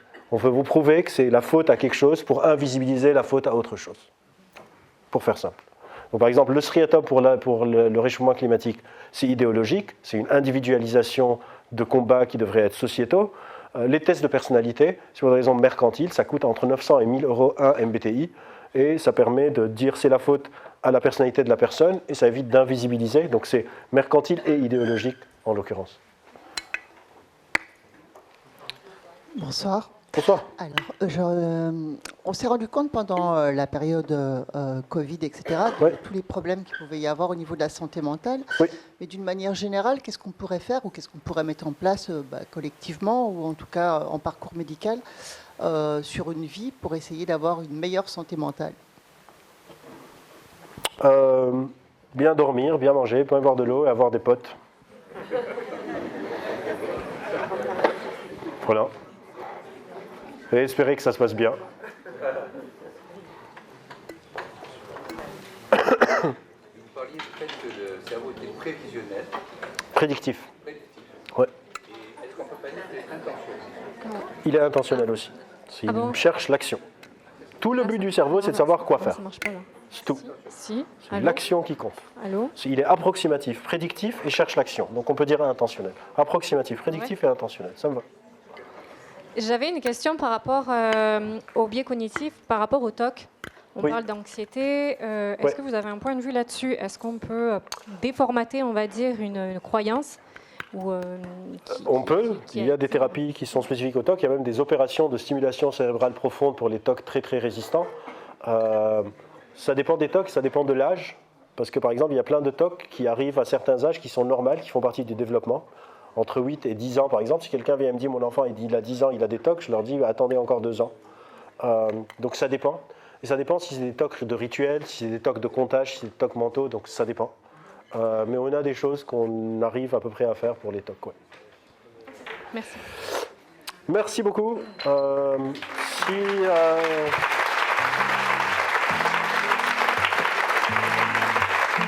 S'il y en a qui veulent acheter le livre, il y a une libraire qui est là pour le livre. Je peux signer des exemplaires, j'ai mon stylo à plume. Et sinon, j'espère que c'était intéressant.